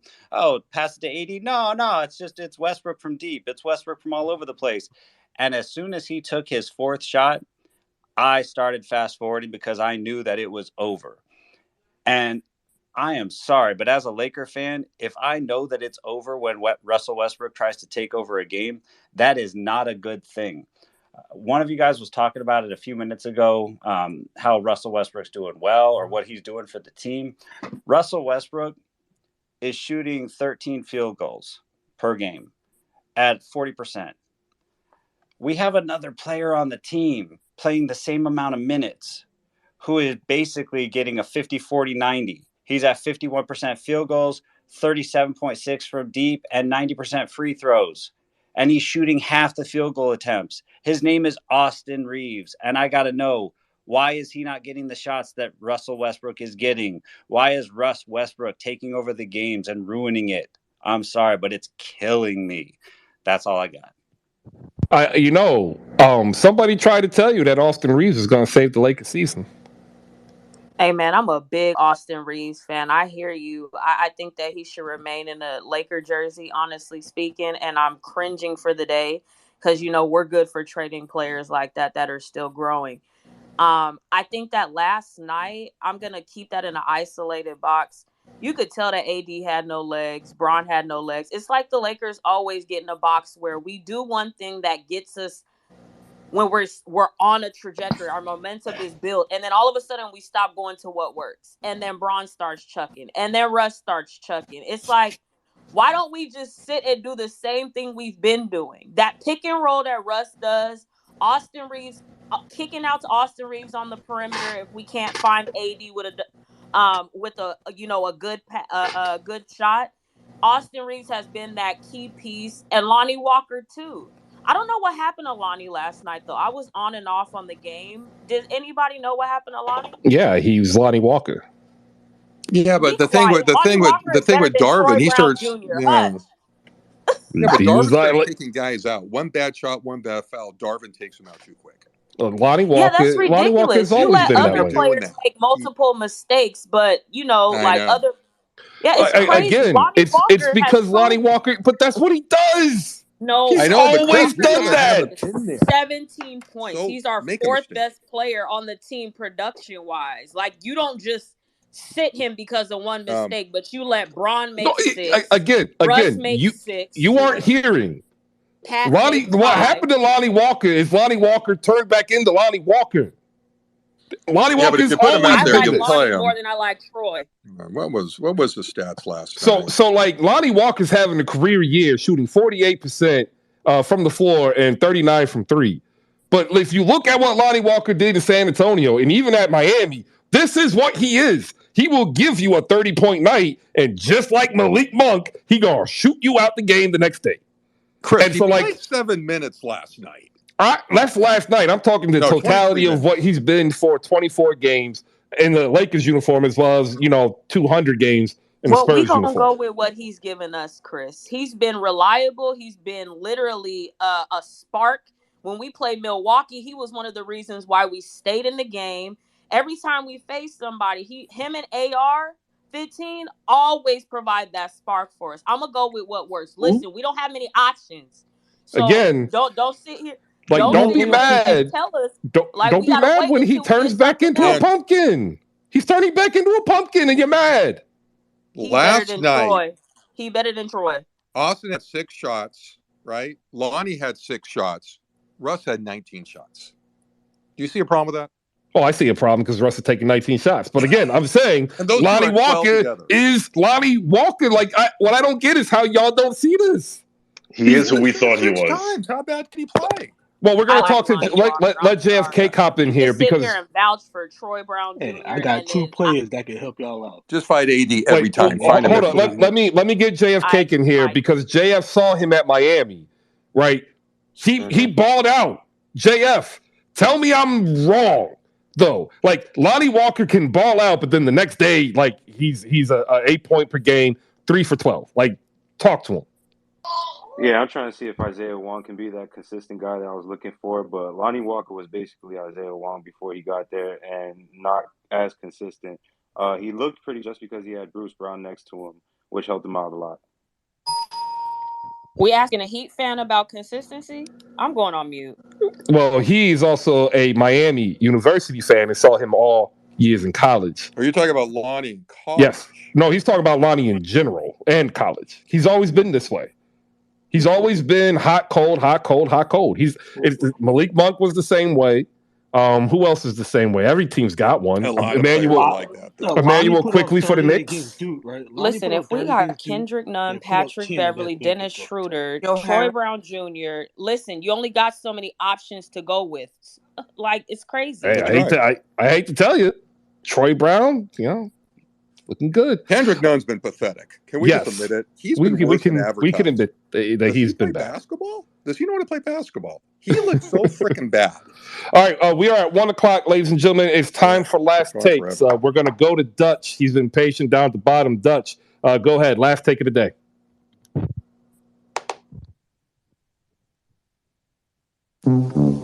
Absolutely riveting. Like the Anthony, Lakers overtime right there. You're up. Go ahead.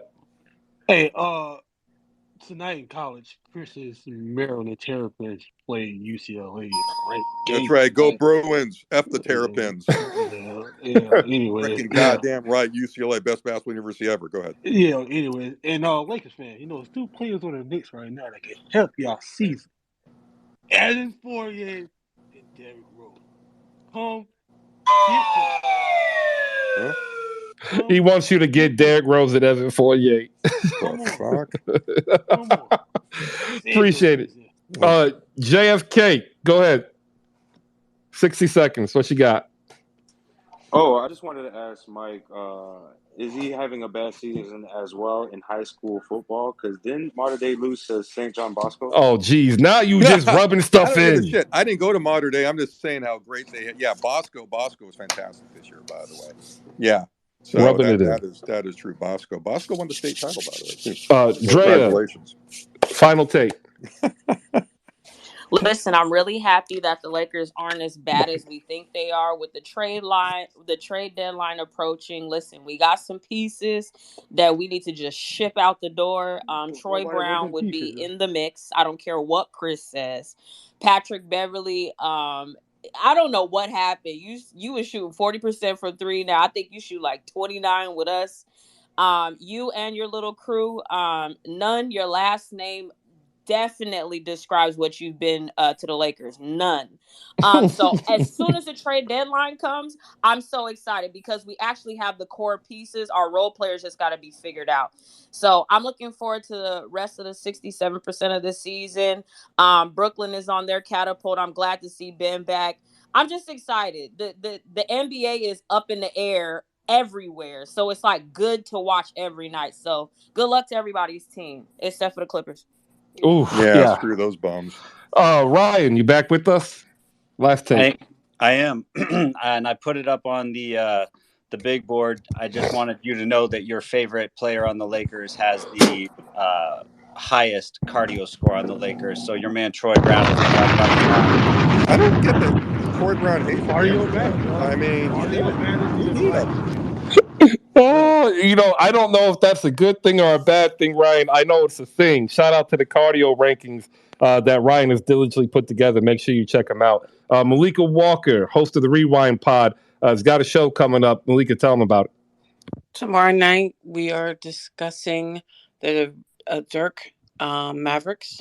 So come through, and we will discuss, of course, that 2011 finals in detail. I'm in. I'm all the way in on this. Yeah, I'm so all the way in. we're going to I'm talk painful about to hear that the in story, Chris. detail. So definitely check me out. But, I just wanted to close out with saying, Ryan, I promise I'm not a Laker fan, but I am intrigued with watching the Lakers after so much Laker content this summer with Ryan and Edwin going through the Lakers history. I am intrigued. Intrigue That's is the it. first step to being a fan. No, I'm a Hey, Nets Ryan fan, Malika. and I am married to my misery.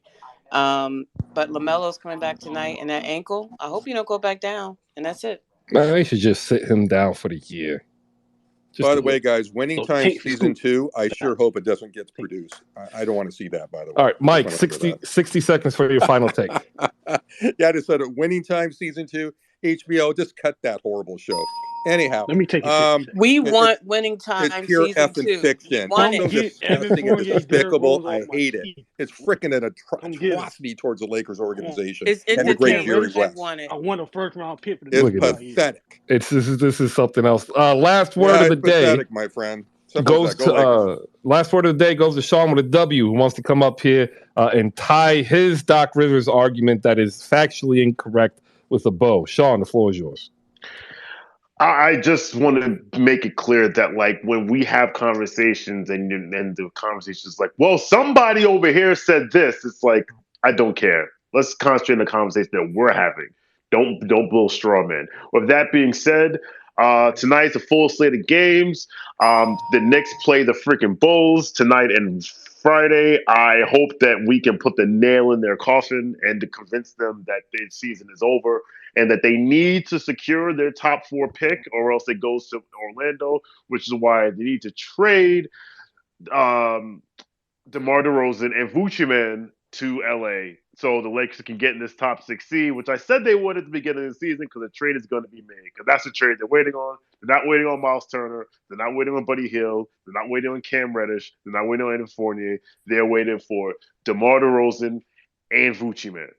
That's it. All right. I like it. I mean, there's plenty of room to make moves, ladies and gentlemen. And that's it. I'm going to hit this button because I need to get out because I need to call a plumber. Man, $85 on average per square foot to dig up dirt. It's going to be a pretty penny. Shout out to all of you who make any part of your day part of our day here on Hoop Spaces. We are grateful. Brought to you by slamgoods.com. Head over to slamgoods.com. Use promo code HoopSpaces. Save 15% off of your entire purchase, from Funko Pops to apparel to actual magazine subscriptions. If you've never actually had a magazine subscription, don't tell us. We will make fun of you for your ignorance and youth. Get it. It's like $30. You save 15%, and you will get a monthly, beautifully printed magazine that you open up and read words.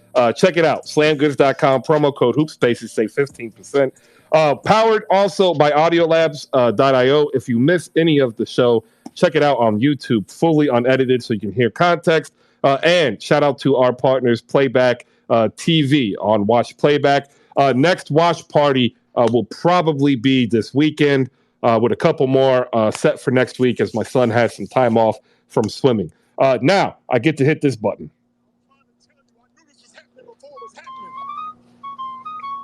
That's right. It's the I told you so button. All of you are going to come up here at some point in your fandom and try to tell me that Doc Rivers is not a great coach. Last time I checked, top 5 playoff wins all time, that's greatness. Top 10 wins all time, that's greatness. Championship pedigree, that's greatness. And like, for all of you who said, oh, he had these Hall of Famers, so did Phil Jackson. Who had the better ones? Where would Phil Jackson be if he didn't have Jordan, Pippen, Shaq, and Kobe? I'm out. See you tomorrow, 10 a.m. If he had Kawhi.